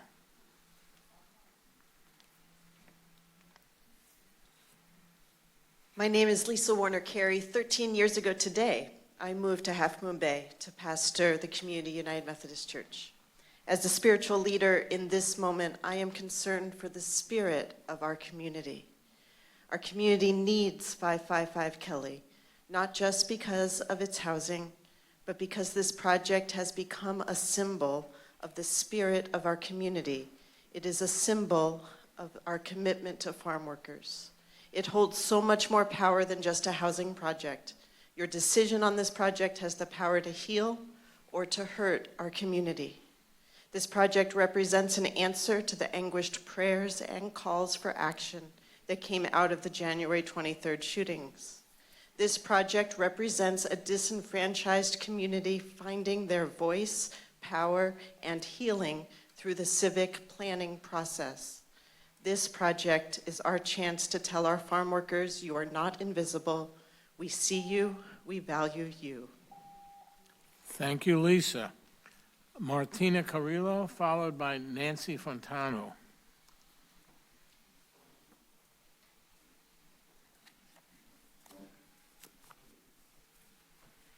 Hola, mi nombre es Martina Carrillo. Buenas tardes. Y yo siempre estoy presente en estas reuniones porque quiero que mi voz sea escuchada. Mi esposo y yo tenemos problemas de salud. No nos podemos mover bien y necesitamos la ayuda de nuestra hija para hacer muchas cosas. Vivir en el 55 Kelly nos ayudará porque estamos perdiendo el cuarto en que vivimos. No tenemos otros familiares que nos cuiden y nos gustaría tener un departamento con 2 cuartos y acceso a recursos porque eso es lo que necesitamos para poder vivir más tranquilos. Gracias. Good evening, my name is Martina, and I'm always present in these meetings because I want my voice to be heard. My husband and me, we have health problems. We cannot move freely, and we need the help of our daughter to do many things. living in 555 Kelly will help us because we are losing the room where we are living now. We don't have any family that could take care of us, and we would like to have a two-bedroom apartment and access to resources because that is what we need in order to live more, to have a more tranquil life. Gracias. Nancy Fontano, followed by Yaya Sonakwi. Hi, thank you. Affordable housing is important. I think we all agree. And to speak against a project isn't a lack of empathy, but it's concern. And we're not looking for a perfect project. But the traffic situation, it was said, it's not a matter of convenience, it's a matter of safety. So that's one thing. But the other thing I'm very concerned about that's come up since the funding wasn't granted to Mercy. They were asking for just under $10 million, I believe. And they didn't get the funding. It was postponed. It's not like they've been completely denied because of this appeal. But it's my understanding, I had a friend that went to that panel discussion where the funds were allotted to the applicants, that the application was either not complete or was deficient in not just one area, not just two areas, but multiple areas. And I'm a little concerned about what that would add to the cost of the project because it might be delayed. My friend who went to the meeting is a housing specialist. She knows housing, she knows construction. She estimated that it could add 2 years and 10 million. So I think that's important to find out. Thank you, Nancy. Thank you. Yaya Sonakwi, I don't know if I'm pronouncing your name right. Followed by Yaya Sonoki. Okay. Yaya. And Hello. followed by Corey Schwabenland. My name is Jahaira, and I am the daughter of Ramon Sonoki. He couldn't come today because he has health problems. Until a couple months ago, he was still working. His toes were amputated, that's why he is not here today. My dad came to Half Moon Bay 42 years ago to work at a farm. One of his goals is to have a decent place to live and rest his last years of his life with my mother. He has had several open heart surgeries and needs someone to help him with his daily needs. Having a space with 2 rooms would be ideal for them because it is a space where they can live with dignity and be accompanied. For years, he has been working under the rain, the heat, COVID-19, floods, and many other things happening in our fields. Please make history today with this project. Thank you. Thank you. Corey Schwabenland, followed by Carolina Carbajal. Hello, City Council. My name is Corey. I am the ALAS data analyst. I've been with ALAS since 2020, but I'm here speaking personally as a community member. I did not have a connection to farm workers before I started working at ALAS, but I am a first-generation Nicaraguan American from a family of laborers, domestic workers, taxistas, handymen, and cooks. Their stories inspired me to pursue a master's degree in migration policy studies and understand how, despite decades of invisible labor, they lived their lives afraid to access healthcare and economic resources open to Californians because of their language ability, their poverty, and immigration status. I came to ALAS because I saw an opportunity to end that fear and empower people to ask for the help they need and deserve as a human right. I want housing for my aging family members, and I want housing for farm workers here on the coast side too. I want housing for everyone, and I see 555 Kelly as a model to show that it can and will be done accessibly and thoughtfully. And it will be done for workers who have labored for decades as the invisible backbone of this community and state. I remind you that senior farm worker housing doesn't just impact senior farm workers, but also sends a message to future generations within farm worker families that they are valued members of the coastside community. Knowing that their elders are cared for and living in safe, quality housing lifts a burden from their shoulders and allows them to focus on their educational and economic futures. Isn't that what we should care for? The coast side is for everybody. Thank you, Corey. Please, no applause. Carolina Carbajal, followed by Dr. Annie Behrens. Buenas tardes a todos. Good evening to all. Creo que la mesa ya sabe nuestro gran proyecto que hemos tenido desde hace tiempo. I think that the table already knows the big project that we have been working on for a long time. Es triste que la ciudad, en general la población, se ponga a pensar en estos tiempos que no es necesario un edificio como eso para nuestros trabajadores agrícolas. It's very sad that many people of our community are thinking that it's not needed a big building as this for our agricultural workers. Quisiera saber qué sintieran ellos si fueran ellos los necesitados de ese hogar. I would like to know what they would feel if they were the ones that need those buildings. Son personas ancianas, These are elder people. enfermas, They are sick, cansadas de trabajar por este país. tired of working for this country.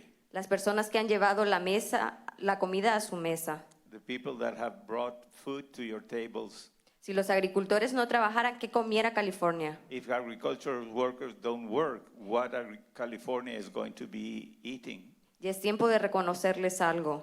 It's time to recognize something. Hablan de tráfico, son personas ancianas, no andan en un Mercedes. They are talking about traffic, and they are old people, elder people. They are not driving Mercedes. Son personas que necesitan que alguien los transporte. They are people that need someone to take them, to drive them. Cuando hablan de tráfico, no me imagino viviendo adolescentes aquí. When they are talking about traffic, I don't imagine adolescents living here. Son personas ancianas They are elder people. que por cosas del destino no tienen un lugar donde vivir. Because of things of the destiny, they don't have a place where to live. No quiero pensar si esto hacen por nuestros ancianos. I don't want to think if this is happening for our elder. ¿Qué van a hacer por nosotros que también trabajamos para ustedes? What are you going to do with us we are working for you? Gracias. Thank you. Gracias, Carolina. Dr. Annie Behrens, followed by Chris Estes.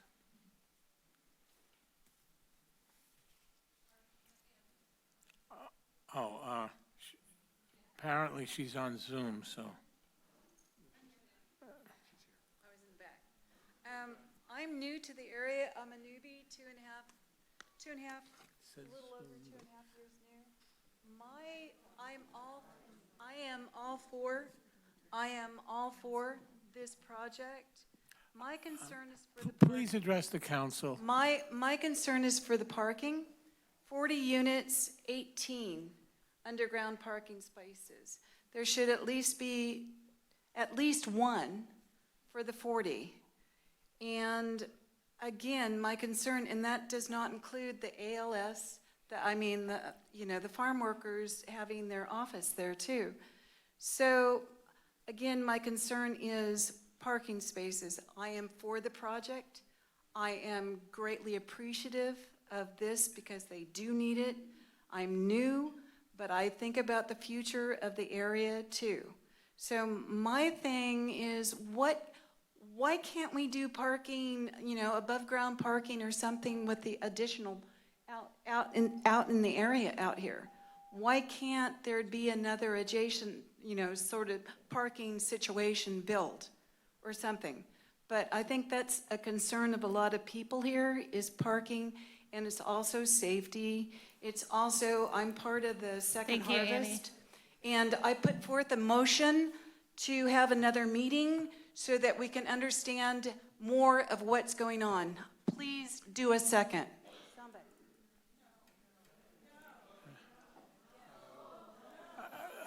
Let's not have any public discussion here. That's not appropriate. Cameron Zeller, followed by Ismael Sandez.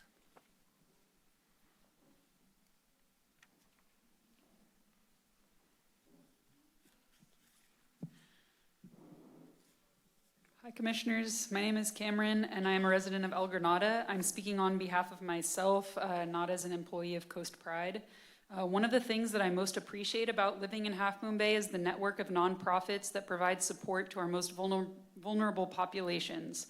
The city, at the direction of the City Council, has provided ongoing and important support to these nonprofits, allowing them to build solidarity and intersectional safety net services. 555 Kelly is directly in line with the city's commendable and demonstrated values. I don't believe that the appeal shared today warrants stopping this project, and I can't think of a better team than Mercy Housing and Alas because of their years of experience on the coast side and working with senior farm workers to have designed an affordable housing project such as this one, to guide it through the fundraising and construction phase, and to provide ongoing support to our senior farm workers. Thank you. Thank you, Cameron. Ismael Sanchez is our last speaker in person. Good evening, everyone. Thank you, Mayor, for being here, or city staffs. It's a great day for us to be here. I will start with dignity, respect, and kindness of our farm workers. When I got here 26 years ago, I didn't want to be a farmer because I know the struggle. I know that you don't have so much future and you're always going to be there. Some of our U.S. citizens, they're still farming right now because they love it. They have a passion. We should have a little bit care, dignity, and humanity for them because they're a person like us. Thank God I've been making in this country, but I also want my community to get together. And I know a lot of people against it, but I think it's just because they have so much things on their heart that they need to cure so they can understand where we're coming from. We don't want to suffer anymore. Please, let's keep forward with 55 Kelly. Thank you very much. Thank you, Ismael. Doreen or Frank, who do we have?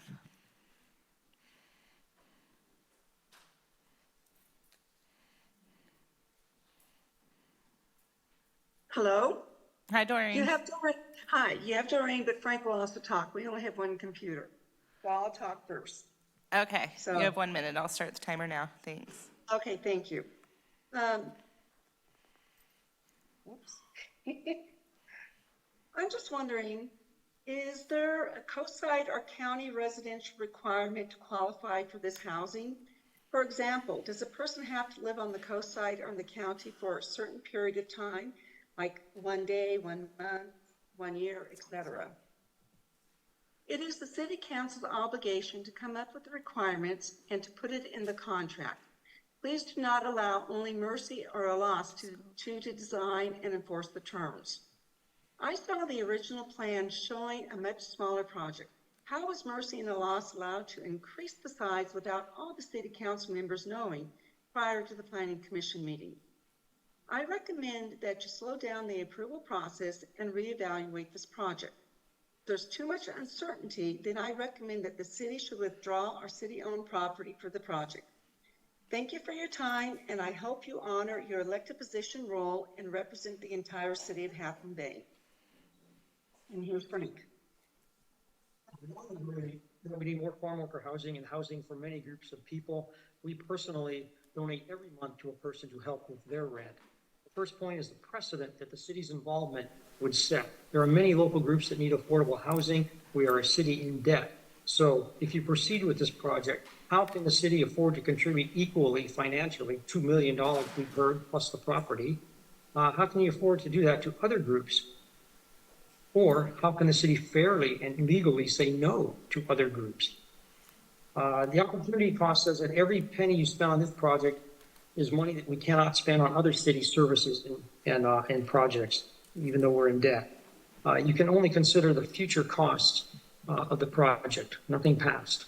Finally, the property is valued at $1.3 million. There is an option that the city could withdraw the property from the project, sell it outright, keep that money and any other money that we may invest until we are out of debt. So I suggest doing that and delaying it. Again, this is an emotional decision, as are many business decisions, but you are the guardians of our tax money and the guardians of the financial health of our city. So please make it wisely in the interest of the entire city and the future financial health of our city. Thank you, Frank. Thank you very much.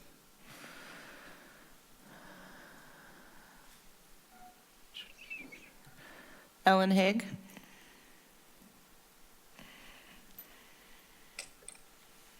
Good evening. My name is Ellen Haig. I'm a leader with Coastside Faith in Action and Faith in Action Bay Area. I strongly support the affordable housing project at 555 Kelly Avenue. Many of the farm workers came to City Council and told their stories. They bravely came out of the shadows and asked for our support for the Kelly Avenue project. I'm reminded of an African greeting, Sawabona. It literally means, I see you. It carries the importance of recognizing the worth and dignity of each person. It says, I see the whole of you, your experiences, your passions, your pain, your strengths and weaknesses, and your future. You are valuable to me. Do we truly see the farm workers? I urge you, please, make a wise decision to approve this well-planned and beautiful project. Gracias. Thanks, Ellen. Vaughn Harrison.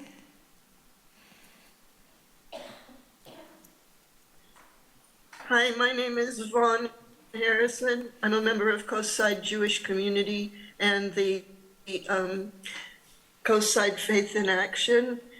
And I'd like to speak to the point that that Ms. Moore made, that there was not equity in building this project and doing it for elderly farm workers. There hasn't been equity for them for their whole lives. When we built senior housing here in Half Moon Bay, lots of people got housing, but elderly Latino farm workers didn't get it. And now is a chance for them to get it. I learned from a Catholic teaching that there should be a preferential option for the poor, that they should get the best of what we can offer, not our cast-offs or whatever we feel like. Thank you, Vaughn.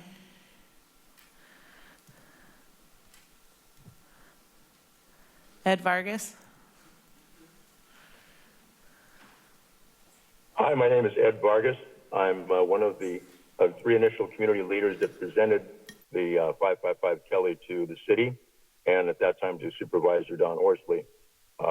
With my business and law degrees from Santa Clara University, I'm really focused on helping the community. And what I made in that presentation was to point out that California State requires all the counties must file a report every 8 years on their plans to provide affordable housing in their respective counties. And at that time, San Mateo County had no plan. They weren't going to do anything, even though there was a gap. The revenue from agriculture in San Mateo County, as well as throughout California, without a workforce, you're not going to have any revenue for the farms.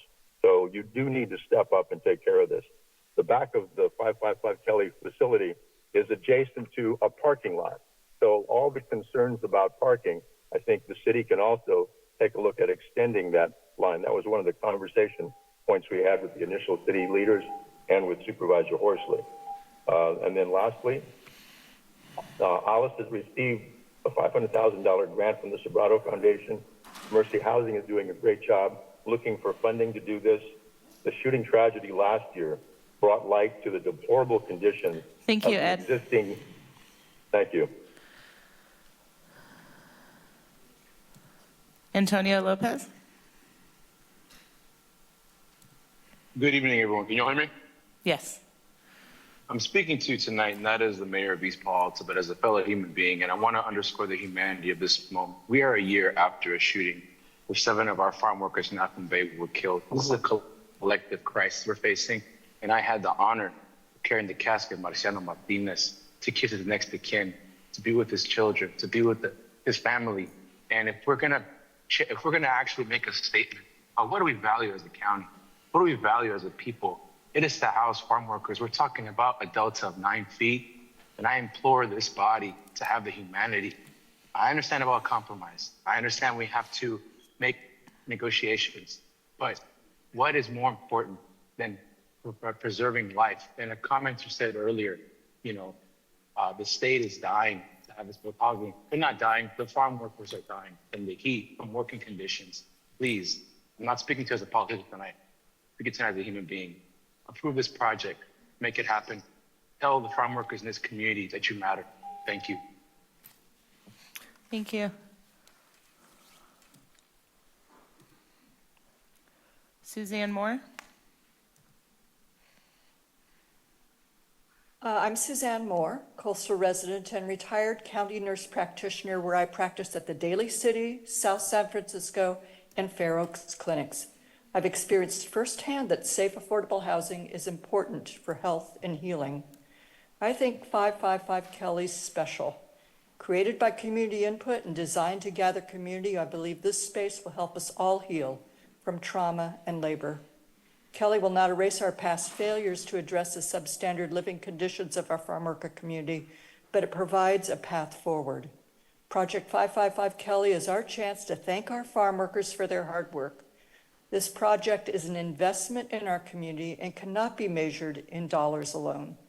Kelly stands as a testament and acknowledgement of the value of our agricultural laborers, of their essential work, and of the gratitude of our community.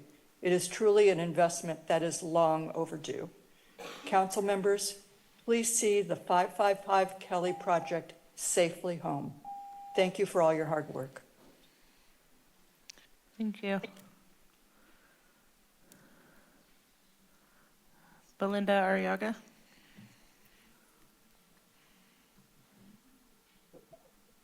Good evening, everyone. Good evening, council. I just, I want to say thank you to each and every person that has come and stood up tonight to speak on behalf of 55 Kelly, for Kelly.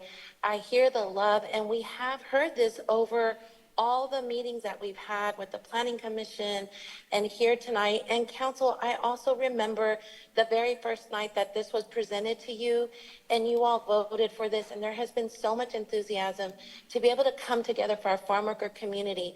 I've seen in the way that you've worked with the community, I've seen it at the vigils, I've seen it in your visits.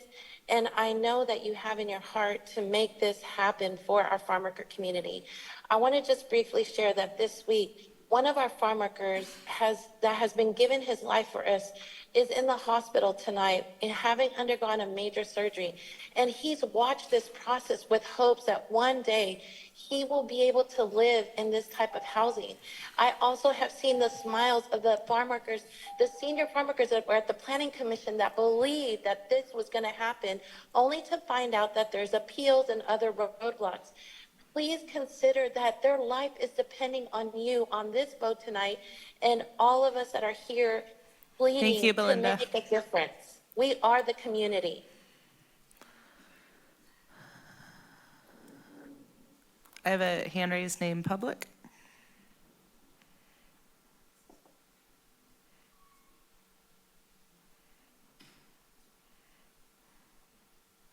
Is anyone there?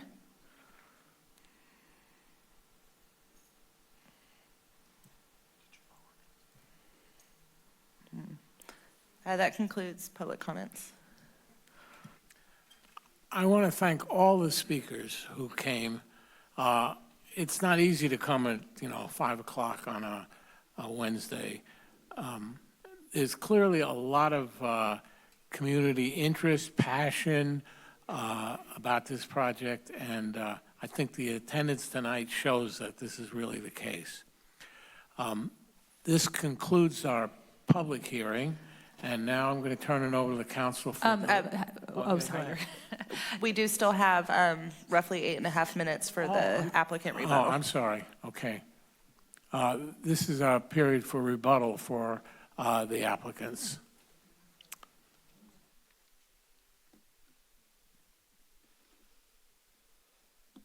Good evening. My name is Kelly Hollywood. I'm an Associate Director with Mercy Housing. I am proud to be here this evening to represent our organization along with our partners at ALAS to address issues raised within the 3 appeals heard earlier tonight.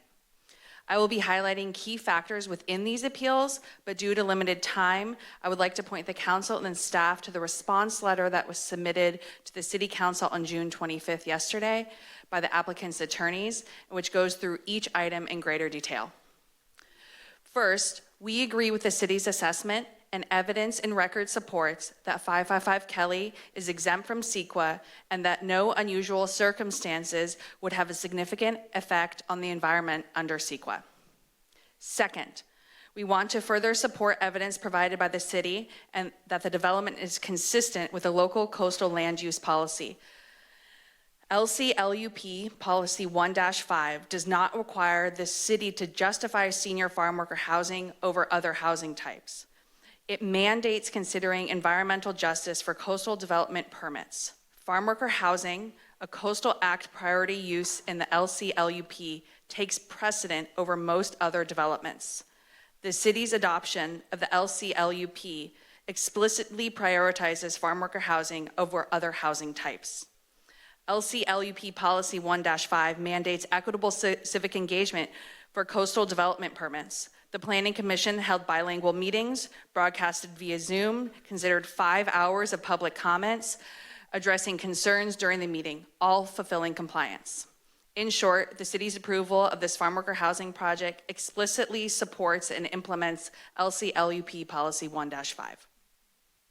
We want to further support the city, along with evidence in record demonstrating that 555 Kelly complies with state density bonus law, as it is within 1/2 mile of a major transit stop defined by the Coastal Public Resources Code 21064.3. This 100% affordable housing project is within 1/2 mile of a major transit stop that indicates the intersection of 2 or more major bus routes with a frequency of service of intervals of 15 minutes or less during the morning and afternoon peak commute periods. Detailed evidence of this is provided for review in the submitted comment letter.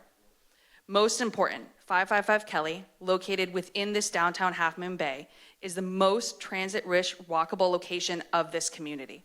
The property is near the only mobility hub located within 10 miles of Half Moon Bay, as designated by Metropolitan Transit Commission, MTC.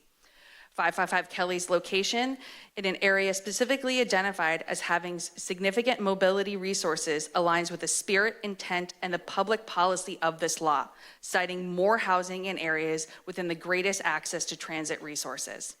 The density bonus law expressly sanctions a liberal interpretation of law in order to provide the maximum number of housing units. Finally, in response to the city's public RFQ released in 2022, Mercy partnered with ALAS, who brings their expertise and dedication to the local agriculture community. Together, we responded to an RFQ with a submittal to intent to provide the city an idea of the basic development concept to be refined. Today, the submittal for the coastal development permit is not substantially different from that original proposal. Mercy Housing has worked in good faith and in cooperation with city staff to meet and address the needs of the city under an exclusive negotiation agreement. As is typically the case, we learned an incredible amount from 3 rounds of community meetings, 2 architectural advisory meetings, and input from the city staff. We have made adjustments. After further due diligence, including market research, it became clear there were more demand for 1-bedroom and 2-bedroom units than there were for studio units. Further changing economic conditions and increased project costs made it necessary to adjust the unit mix to add more 1-bedroom and 2-bedroom units to allow for higher rents and studio units, thereby assuring financial feasibility over the lifetime of the project. With the changed unit mix, it became necessary to extend the building to a partial 5th story to accommodate the larger units. Our proposal meets the needs outlined by the city and does our best to offer the highest quality housing that is both feasible and welcoming to our future residents. In conclusion, 555 Kelly is vital for supporting the survival and prosperity of local agriculture, significantly improving the dignity and living conditions for local farm workers, is consistent with Coastal Act LCLUP policies, is consistent with the city's housing element policies, programs, and site identification, is crucial for the city's effort to meet the regional housing needs goals for affordable housing, and its design will seamlessly blend with the coastal charm of downtown. The creation of 40 essential new homes in central downtown can truly represent the value of farm worker residents within this community and their integration into the culture of Half Moon Bay. Once residents have the foundation of stable housing, they can focus on meeting other needs to help them achieve their dreams. We request that the City Council uphold the determination by the Planning Commission for the approval of the coastal development permit and the architectural review, and that 555 Kelly is categorically exempt from the California Environmental Quality Act, CEQA, per Class 32 infill exemption. I want to reiterate to Council, we genuinely want to address concerns and questions this evening, and we appreciate the opportunity to do so. We have partners here from ALAS, our design architects from Van Meter Williams Pollock, and our attorneys from Farella, Braun, and Martel to address any specific questions raised here tonight. Thank you for your time, and we appreciate your time. Thank you. At this point, I will turn it over to the council for deliberation about the appeals. Who'd like to speak first? Robert.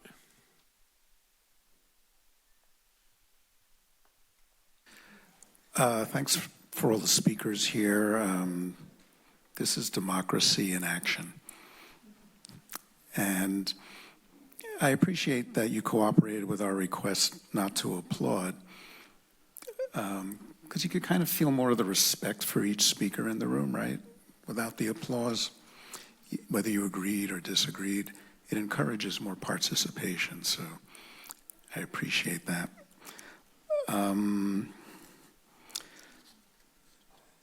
So this project, you know, when you think about it, which I've been thinking a lot about it all the time, the last couple of months, it's a drop in the bucket. It is a drop in the bucket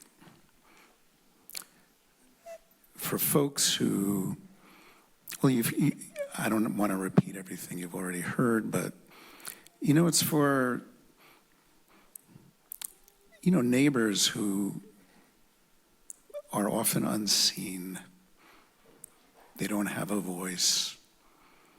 You've heard how hard farm workers work to put food on our tables.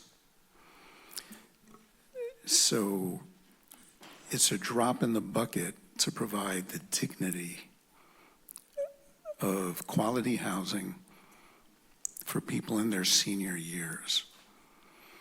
To take the burden not off just those individuals, but imagine how their family members will feel secure that their elders will have safe housing with services. So it's rare that we get to have a project like this. I mean, it is a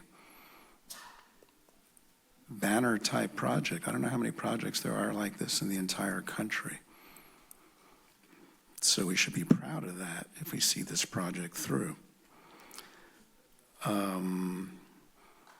Yeah, there were some changes from the original plan. 4 stories plus, what was it, 5 feet now, I think? Was that it, 5 feet? Yeah.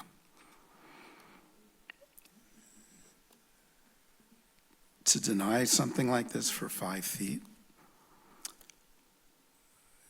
Yes, Alice has requested space, maybe a little more than originally planned, but the services they will provide will be immeasurable to the quality of life for the residents in that building. And frankly, we cannot put apartments down there. You know, the space isn't designed that way, because I've heard that. Why don't we put more apartments?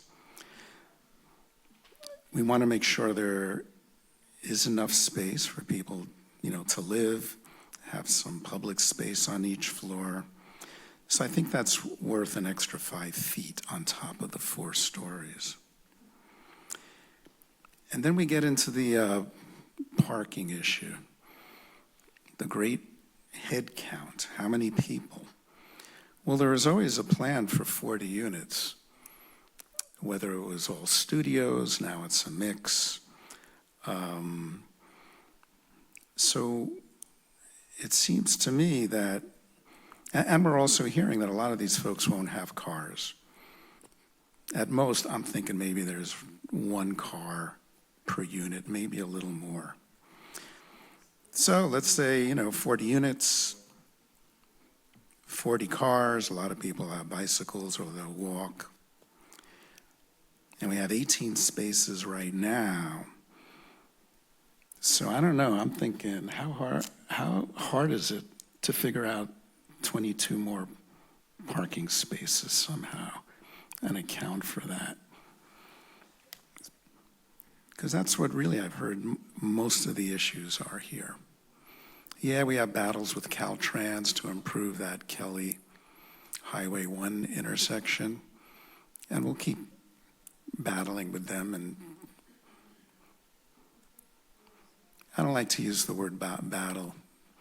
We will continue our dialogues with them. I understood they didn't want to lose the $5 million that they had there. So, these are always kind of these decisions that you feel the pressure around. Do you lose any kind of repairs there and the $5 million that go with it? Or did we say, let's move along, make some repairs, and we got to take care of the rest of that street to make it safer? But as others have said here, those issues have been here for a long time. I don't think those extra 40 cars are going to make or break the difference. I really liked what someone said earlier. Well, actually, I'll change that a little bit. Here's what I think. This project is a drop in the bucket. I personally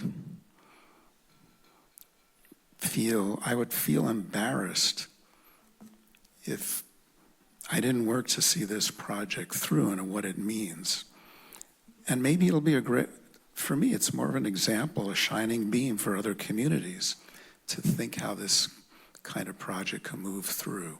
Understanding there's some people who have their reasons for not wanting it. I respect those reasons. But I think there's a higher calling here, at least for me personally. And I'm not a very religious person, so when I say higher calling, it is a spiritual feeling for me. And I don't want to disappoint myself. And really it's, my work outside of this city council, my day job, is I do diversity and inclusion work and human resources at Stanford Healthcare. And we talk a lot about how do we cultivate a culture of belonging and inclusion for our employees and our patients. And belonging is a very powerful word. It's a feeling. It's not so intellectual, it's a feeling of being seen, heard, cared about, and a feeling that your opinion counts. So this project to me represents that we do see and hear the opinions of folks we don't normally hear from or see. And so they will truly feel they belong to our community. That's what I have to say. Thank you. Thank you, Robert. I've been reminded that I have not closed the public hearing. Public hearing is now closed. Who else on the council would like to talk about these appeals? Go for it.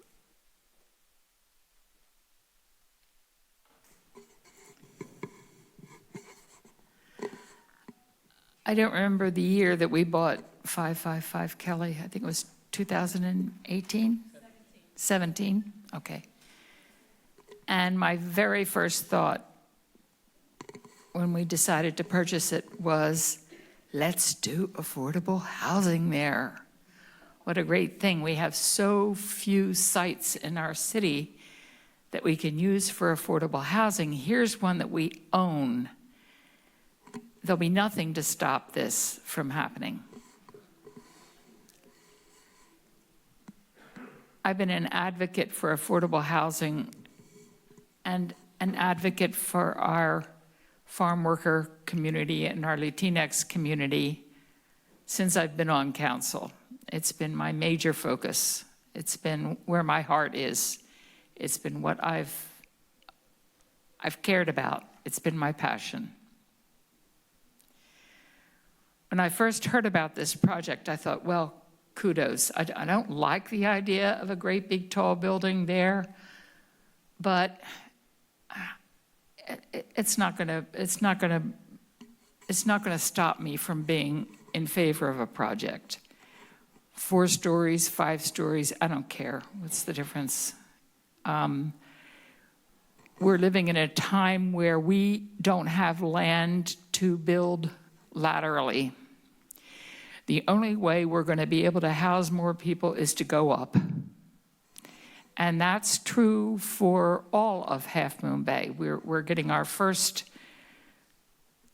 3-story buildings on the corner of Main and Kelly right now, and they're going to be just fine. 5 stories, maybe a little bit more than I would like to see, but that's not the breaking issue for me. The way this project evolved is the thing that upset me. I was told it was going to be low income, extremely low income housing for retired farm workers. And it's evolved into something different from that. And we've been told we've had 2 or 3 years of hearing about this project, and why are we all of a sudden coming up with questions about it? Well, the project changed in 2 or 3 years, and I didn't hear about the fact that it changed to 1 and 2 bedroom units and not studio apartments until very recently. And my first reaction to that was, well, gee, we've already got an issue with parking there, 18 parking spaces, and now we're talking about, let's be honest, if we've got 2-bedroom apartments, possibility of 3 people in that unit, quite possible. One of the people that spoke tonight spoke about having a room for himself and his wife and one for his daughter to help him. So that's 3 people in that unit. And if there are 12 of those units, that's 36 people, and it's a lot more cars. So all of that had me convinced that when I came tonight, I was going to make a motion to reject the project and to approve it as it was originally submitted to the City Council with 4 stories and 40 units, which was what I thought made total sense. Now I am beside myself because what I've been going through in this last hour, 2 hours, whatever it's been since everybody's been speaking about their values and their reasons to be for and against the project. And I've listened to everybody, and everybody has something reasonable to say. And it's heartfelt. Everyone here cares about Half Moon Bay, cares about all of Half Moon Bay. I don't think there's a soul in this room that doesn't care about farm workers and doesn't care about housing for the people that have worked so hard for us and for our community. And I think the decision I've come to is that I have to go with my heart and not my head. And if it's a stupid project, which it may end up being, it may end up hurting a lot of people because of traffic conditions and parking conditions and the rest of the community's needs, then I've made a mistake. But I'm willing to make the mistake because it's what my heart tells me to do. So that's all I have to say. Yeah, thank you for your heartfelt comments. Debbie, do you want to chime in? Yes, and I'm all in favor of Hart. One thing that hasn't been discussed is that the council has actively supported the farm worker housing project at Stone Pine Cove, and that all of us unanimously supported building affordable housing as our #1 priority. So, you know, the council has not been absent on that issue, you know, by any stretch. But I need to introduce some head here.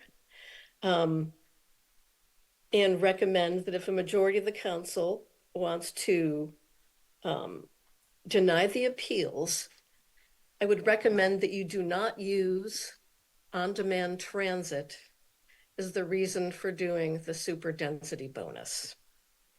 And the reason is it's not identified in the law as a reason for granting a super density bonus. In fact, there's legislation in Sacramento this session where it was proposed that they add on-demand transit, you know, such as Uber and Lyft and et cetera, as a reason to do a super density bonus. But in fact, the legislature struck that provision. And the reason they did that was very clear in the bill analysis. And they said that on-demand transit service is undefined in existing law and could be interpreted broadly to mean pretty much anything. And it would remove, you know, transit as a reason to do compact development. You'd be able to do this sort of development anywhere. And our own city attorney said, by making a finding that on-demand transit is a reason to do the super density bonus, we would be setting a precedent for the rest of our community. We would be impacting, you know, other elements of our local coastal program. And who knows what that would lead to. The policy has been to concentrate development in the downtown area. I support that. But by using on-demand transit as justification for doing super density bonuses, you kind of open the Pandora's box. So I would recommend, if you're going to find that the project deserves a super density bonus, that you use you know, the transit in the downtown area, the bus transit is the reason and the only reason that you're granting a super density bonus. I think there's actually problems with that too. On each of our bus lines, 294 and 117, it's an hour wait. It's not a 15-minute wait. And the efforts to shoehorn things that are not a major transit stop into it in order to justify a super density bonus, I think don't serve the community well and also set a bad precedent, but I think that sets a less bad precedent for granting the super density bonus. So I would definitely, if you make the finding, I think you need to make it clear that you're not using on-demand transit to support that super density bonus for the reason that it sets a precedent everywhere else in the community and on the coast side. And not just that, but it could, you know, affect other communities and jurisdictions in California as the legislature looks at what we're doing.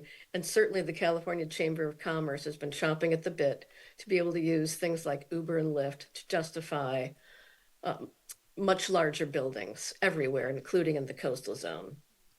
And in fact, I listened to a Senate hearing yesterday on another bill that would have removed the coastal exemption entirely, you know, allowing density bonus law to apply sort of willy-nilly, even in the coastal zone. And there was a gentleman who stood up to comment on this bill. He's the vice president of public policy for the Bay Area Council, and he's their housing analyst and their housing champion. And he stood up and said, Half Moon Bay, at their meeting tomorrow night, is going to consider a 90-unit project. He was wrong about that. But what he subsequently said was, it's unclear how and whether the density bonus law applies in the city of Half Moon Bay. There are many complex legal issues that render it, unclear. And he said it's sad, and that's why he wanted the bill. Fortunately, the Senate committee hearing the bill passed amendments that preserve the Coastal Act exemption, but that would require coastal cities by January 2026 to amend their LCPs to harmonize the Coastal Act with California density bonus law, which is not the case now. Only 2 cities in California have taken the step of harmonizing density bonus law with their local coastal plans. Under the bill that is probably going to get passed, we will be required to make that change. So you'd be approving this project, ahead of that process. And we haven't done it, and we need to do it. And I'd like to get that, in our work plan.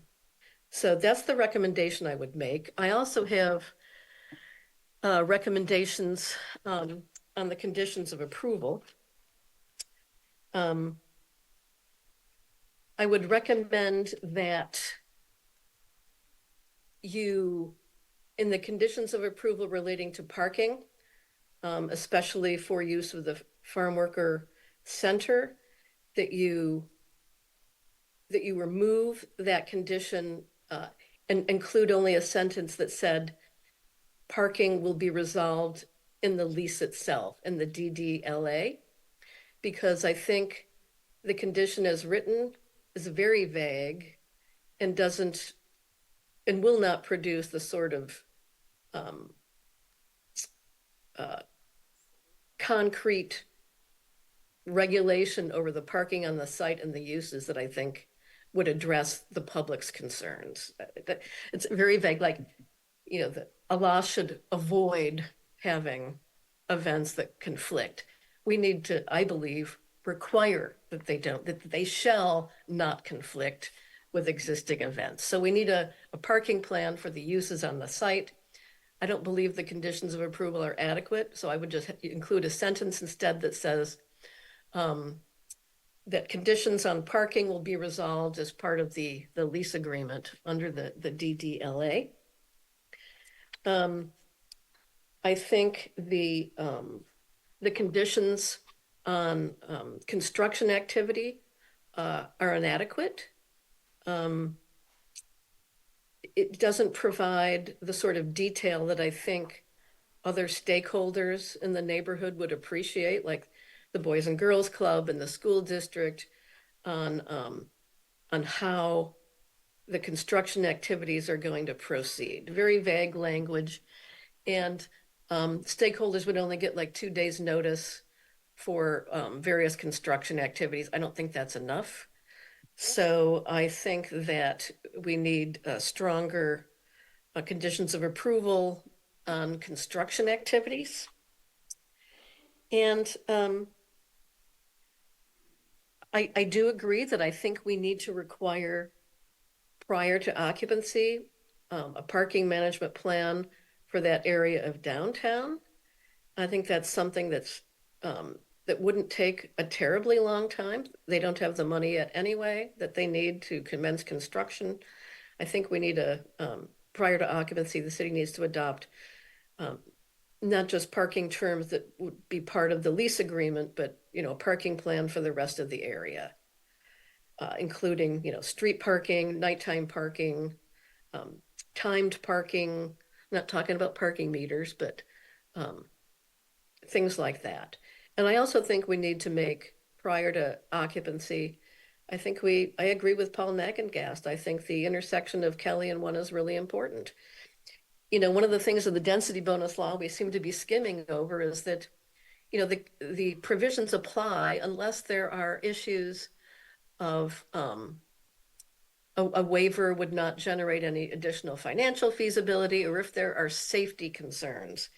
And I think the level of traffic and parking that's being proposed here, and that's not addressed in the traffic analysis, I think the traffic analysis is lousy. I think that we need to take traffic safety in the area. For the kids crossing the street, there will be kids in the farm worker housing. When I go across the street to use the event center in the school, I think it's inadequate right now, and I think we need improvements there. So I'd like to see more work by staff prior to occupancy on a safety plan as well. And, I want to point out that the city has invested money to date and helped prepare plans, technical reports that are of a quality that really do not serve the community's larger interests. Typically, when you do an environmental impact report, you can use that for every project for the next 10 years that's in the area. It's inadequate. I think the geotechnical report is not as deep as it needs to be. Fortunately, there's a condition of approval about that, so that's good. So if the majority wants to move forward with the project as approved by the commission, I would make those changes. So make it clear that you're not doing it based on awarding a super density bonus based on on-demand transit. Then I would beef up the conditions of approval relating to parking and construction and safety. I think those are necessary. I support farm worker housing. I support low-income housing. I think there's many different models that we can use. The Stone Pine Cove is one model where people actually own their units, and I think that's good. I've been on city council for 30 years. My job is a balancing act among many different interests. I have to think ahead, not just look at what's in front of me and not just what one group wants. I have to look at all the other stakeholders and balance those competing demands. So I don't feel that that's a heartless process. I spend a lot of time on my job. I think about these things, and it's out of concern and love for my community. So I support a diverse community, diverse housing types, supporting people of different incomes, but I don't want to be put to task because I'm doing my job and doing my homework and concerned about the details. So I want to put that out there. I love y'all, but I need to do my job. I need to be allowed and supported in doing my job as well. So that's where I'm coming down tonight.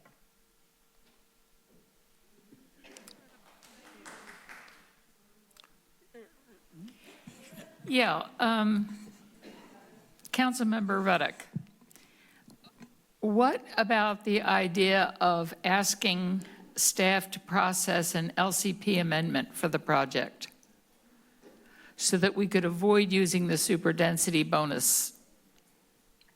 I actually think that would be a cleaner way to do it. And it is a process that would put us in touch with this planning process that's emerging in coastal jurisdictions to balance the density bonus, with Coastal Act protections. I think the Coastal Commission would expedite an LCP amendment. I think it removes the problem of setting bad precedents for other development. And the threat is not necessarily more public projects. The threat is private projects who will play off the precedents that we set here tonight on this project. So the safest thing to do would be to process an LCP amendment rather than using the superdensity bonus. I think that would give us much more flexibility in the future. It would avoid setting a precedent, and it would avoid raising issues for other communities, other jurisdictions who are grappling with this. And lots of them are. I follow a lot of the legislative hearings that are going on around housing. And there's a real tension and a hostility building around the loss of local control. So I think we don't want to feed loss of control. We want to have control over what we do. We have our vision, we have our priorities, and we don't want them forced upon us by third parties who don't live here. We don't want to be subject to other entities' agendas for our community. We want to preserve as much local control as we can over this. And I think that benefits, everybody. Having a safety program for Kelly Avenue benefits not just people who live here or live on Kelly Avenue or work or go to school on Kelly Avenue. The farm workers who live there will benefit from safety improvements as well, as will the people in Stone Pine Cove. We have to balance our interests along with, being a tourist community. Kelly Avenue is a coastal access. And, by processing an LCP amendment, all those things become clear and more transparent. And it gives the applicant, the developer, and the city, more, what do you want to call it? You want to call it certainty moving forward. Everybody wants certainty. And I think keeping things fuzzy, and I agree that extending the process opens the door to other problems, lawsuits. The vaguer we are, the more interpretation that can be applied to what we do, the more chances we have for litigation against our decisions. So that's one of the benefits of doing an LCP amendment. It becomes very clear that we're doing this with intention and in a supportive way. So that would be my preference. It would be my recommendation to council to get the best overall project and process and minimize litigation. Yeah. Thank you. That answers my question. I think that makes a lot of sense. The other suggestion that I have is that council remain involved in the lease agreement. And my reasons for that are several. The parking issue is an issue, but it is one if we lay down some guidelines on how that's going to work, and we do it in conjunction with Mercy and Alas, we can come up with a maybe not a perfect solution, but a better solution than just saying, we've got 18 parking spaces, the rest of you figure out where you want to go, how many cars you want to have. If we can get some handle on that, that might be helpful. The other thing that I heard tonight, and I've had the same question myself, is are we using federal money for this? And if we are, does that mean that we can't control which farmers are allowed access? Are we giving homes to farmers from the rest of the state? Is there a way we can do preference for our Half Moon Bay and coastal farmers? So those kinds of questions are ones that I think council would like to be involved in asking the question, figuring out how to come up with a solution so that we can then present it to the community and say, this is what makes sense, this is what's going to work. Can Mercy answer some of those questions?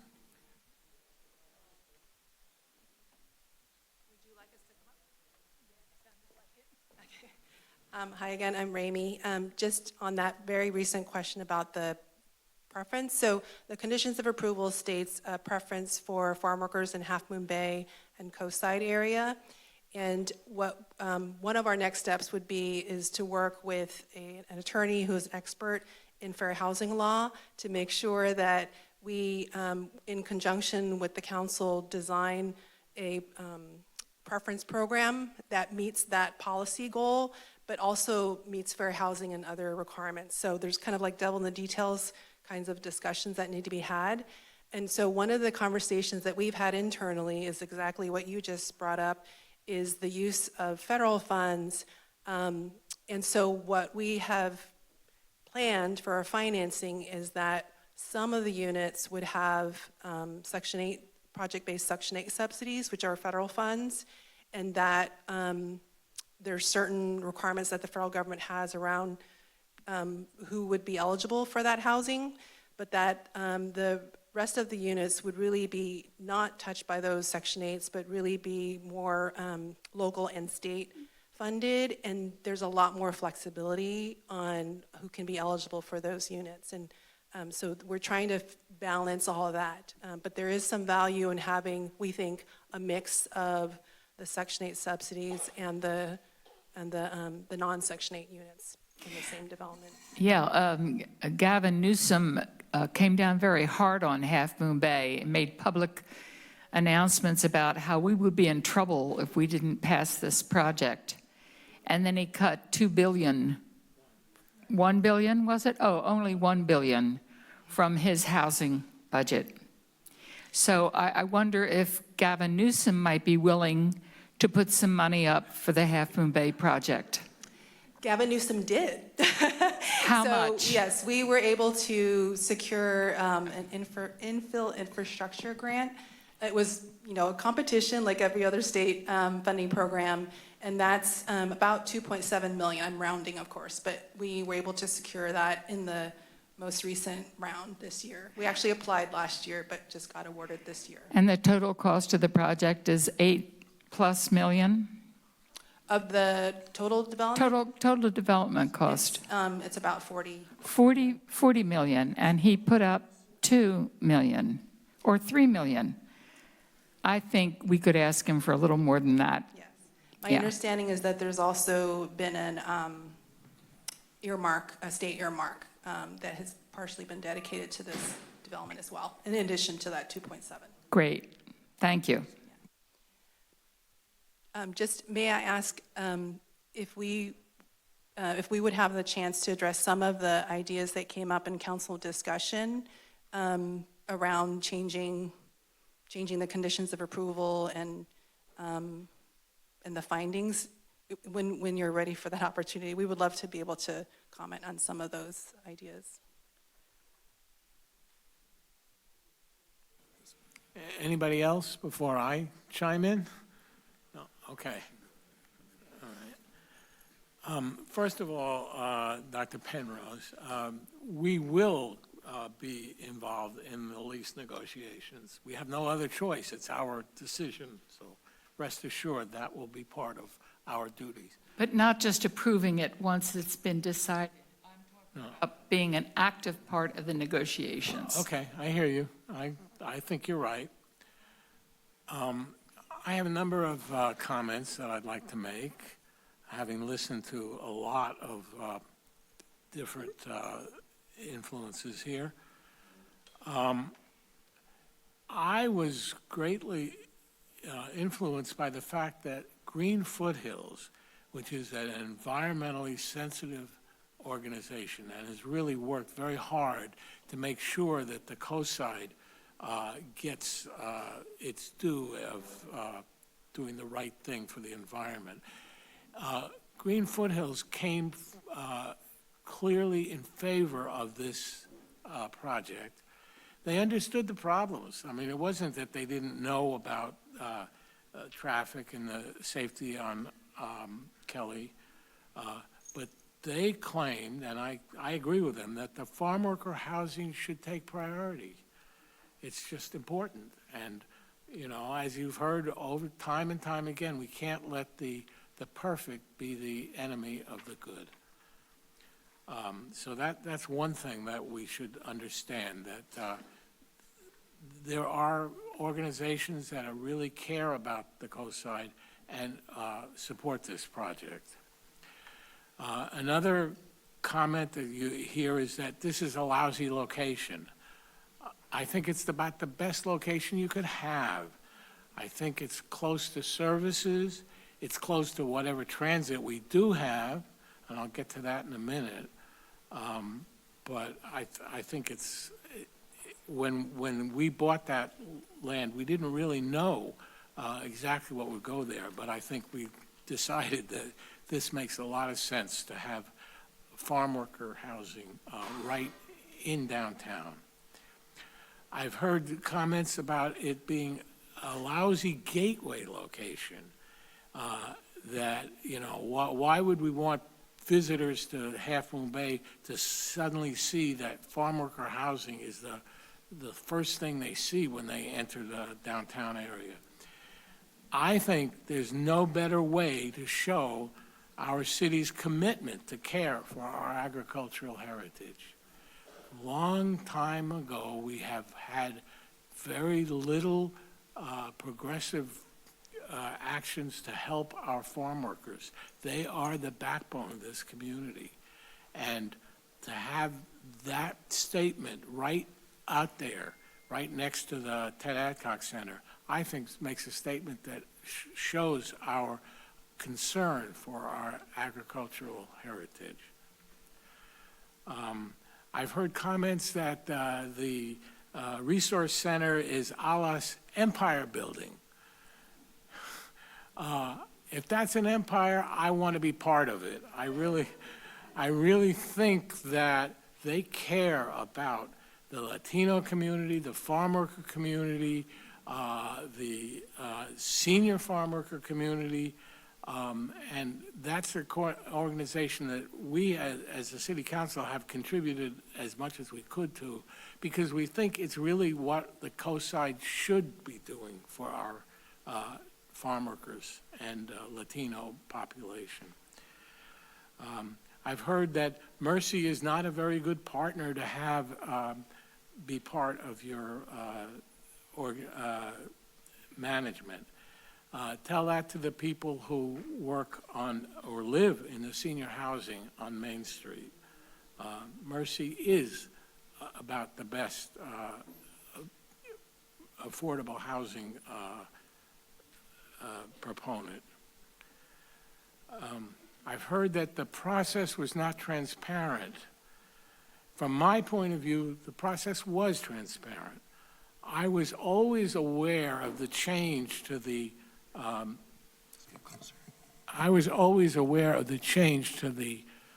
project from 4 to 5 stories, the mix of units. I went to 2 of the 3 workshops that were held at the library. Nothing was hidden. I was fully aware that, nothing was done under the table. I resent the idea that the process was not transparent. From my perspective, it was. The other comment that Debbie Ruddick said was that we really shouldn't allow the superdensity bonus because of the parking, not the parking, but the transit exception. I would be thrilled if all projects that were 100% affordable to extremely low and very low residents, was eligible for the superdensity bonus. I don't think that sets a bad precedent. I'd love to see more 100% truly affordable projects being built. I think Stone Pine Cove is a good example. I hope the county comes through on the Bay City's Flowers property.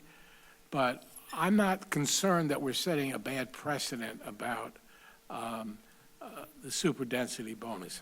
I encourage it. I think it's a really good thing. The one concern I have, and we've heard it time and time again, is about parking. And I believe it is a problem. I mean, I can't sweep that under the rug. There is a possible solution, and it's in the conditions of approval for the project, and that is 2 lots down is a lot of real estate that would make a wonderful parking garage. If the Catholic Church were to agree that we could enter into an agreement with them, which was part of what we had, what Mercy had tried to negotiate, I think we could solve that particular parking problem.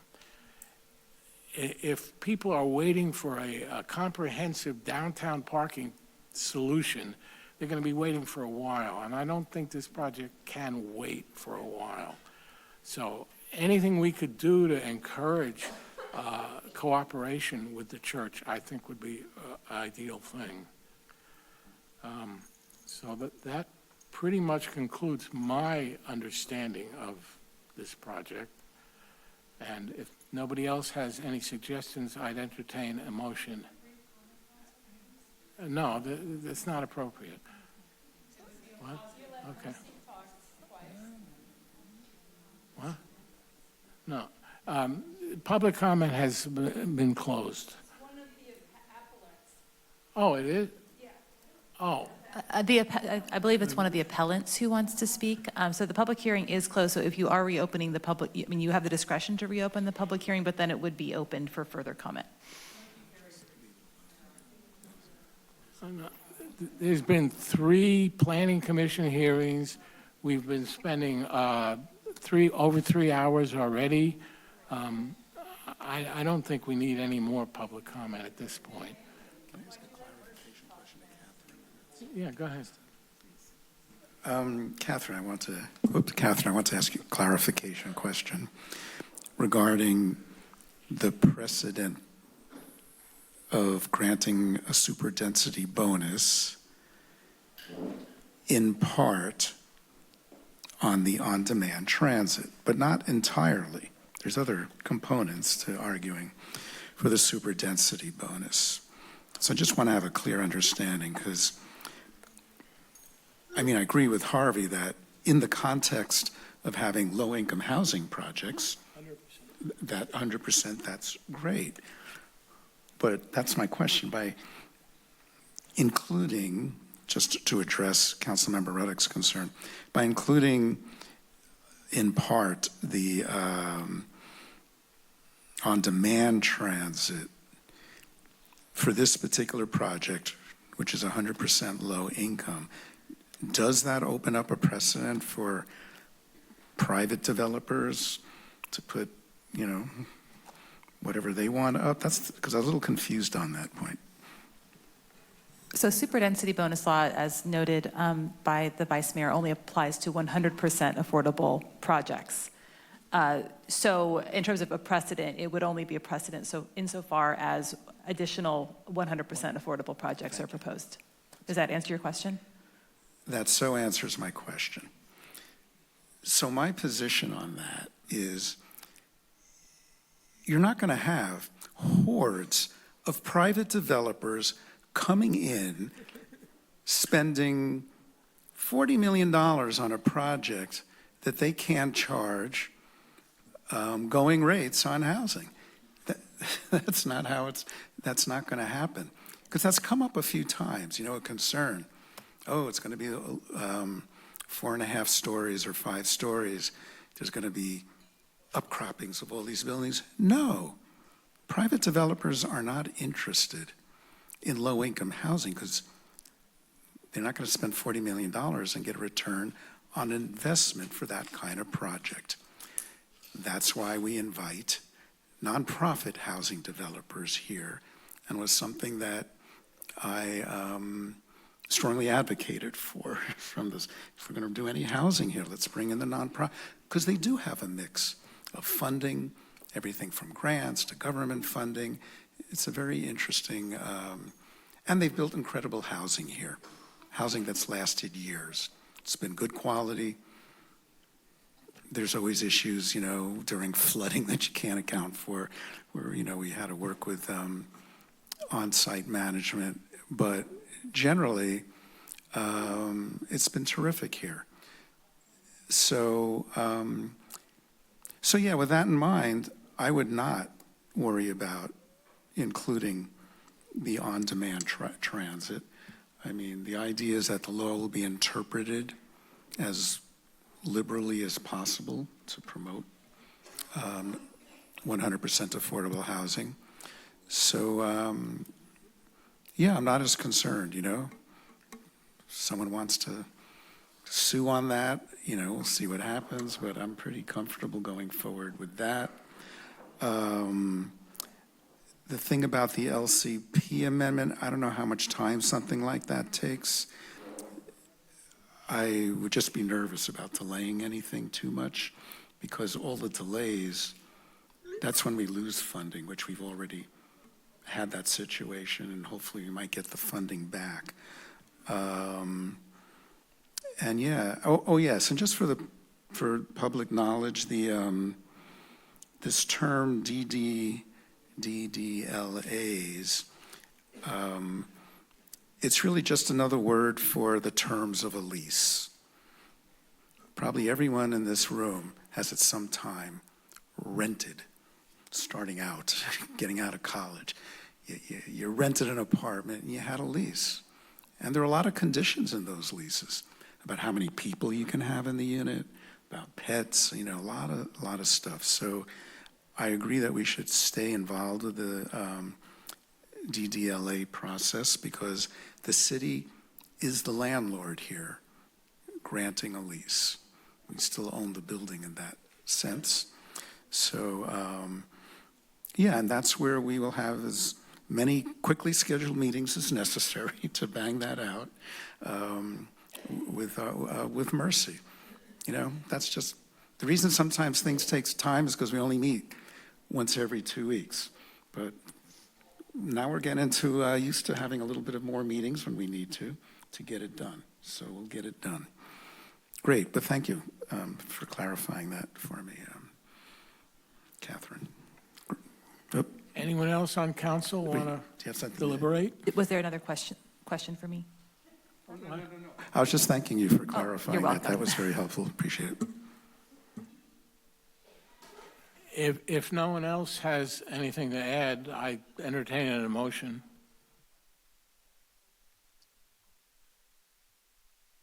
I move that we deny the 3 appeals before us. Do I need to add anything to that motion? I'll second that. Thank you. Can we have a roll call, please? Councilmember Brownstone, Yes. Councilmember Penrose, Yes. Councilmember Reddick, Yes. Vice Mayor Burbeck. Yes. Motion carries.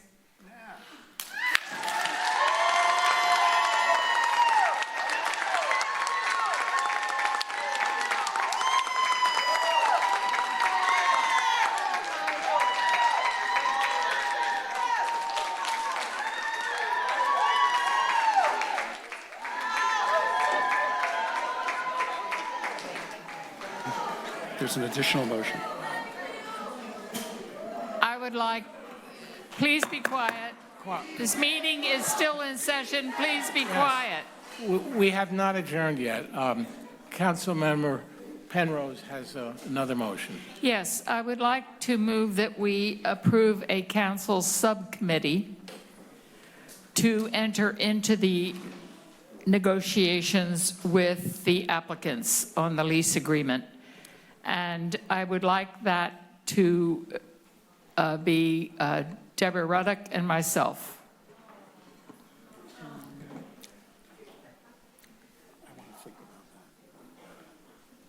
Me too.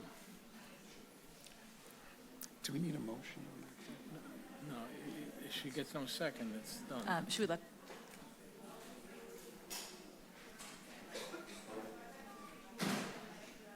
Not hearing a second.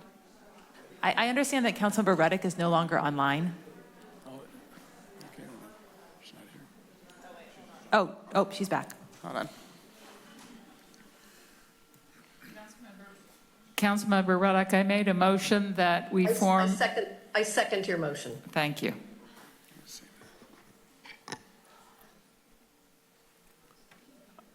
Is there any discussion? Roll call. Roll call. Councilmember Brownstone, No. Councilmember Penrose, Yes. Councilmember Reddick, Yes. Vice Mayor Burbeck. Yes. Motion carries.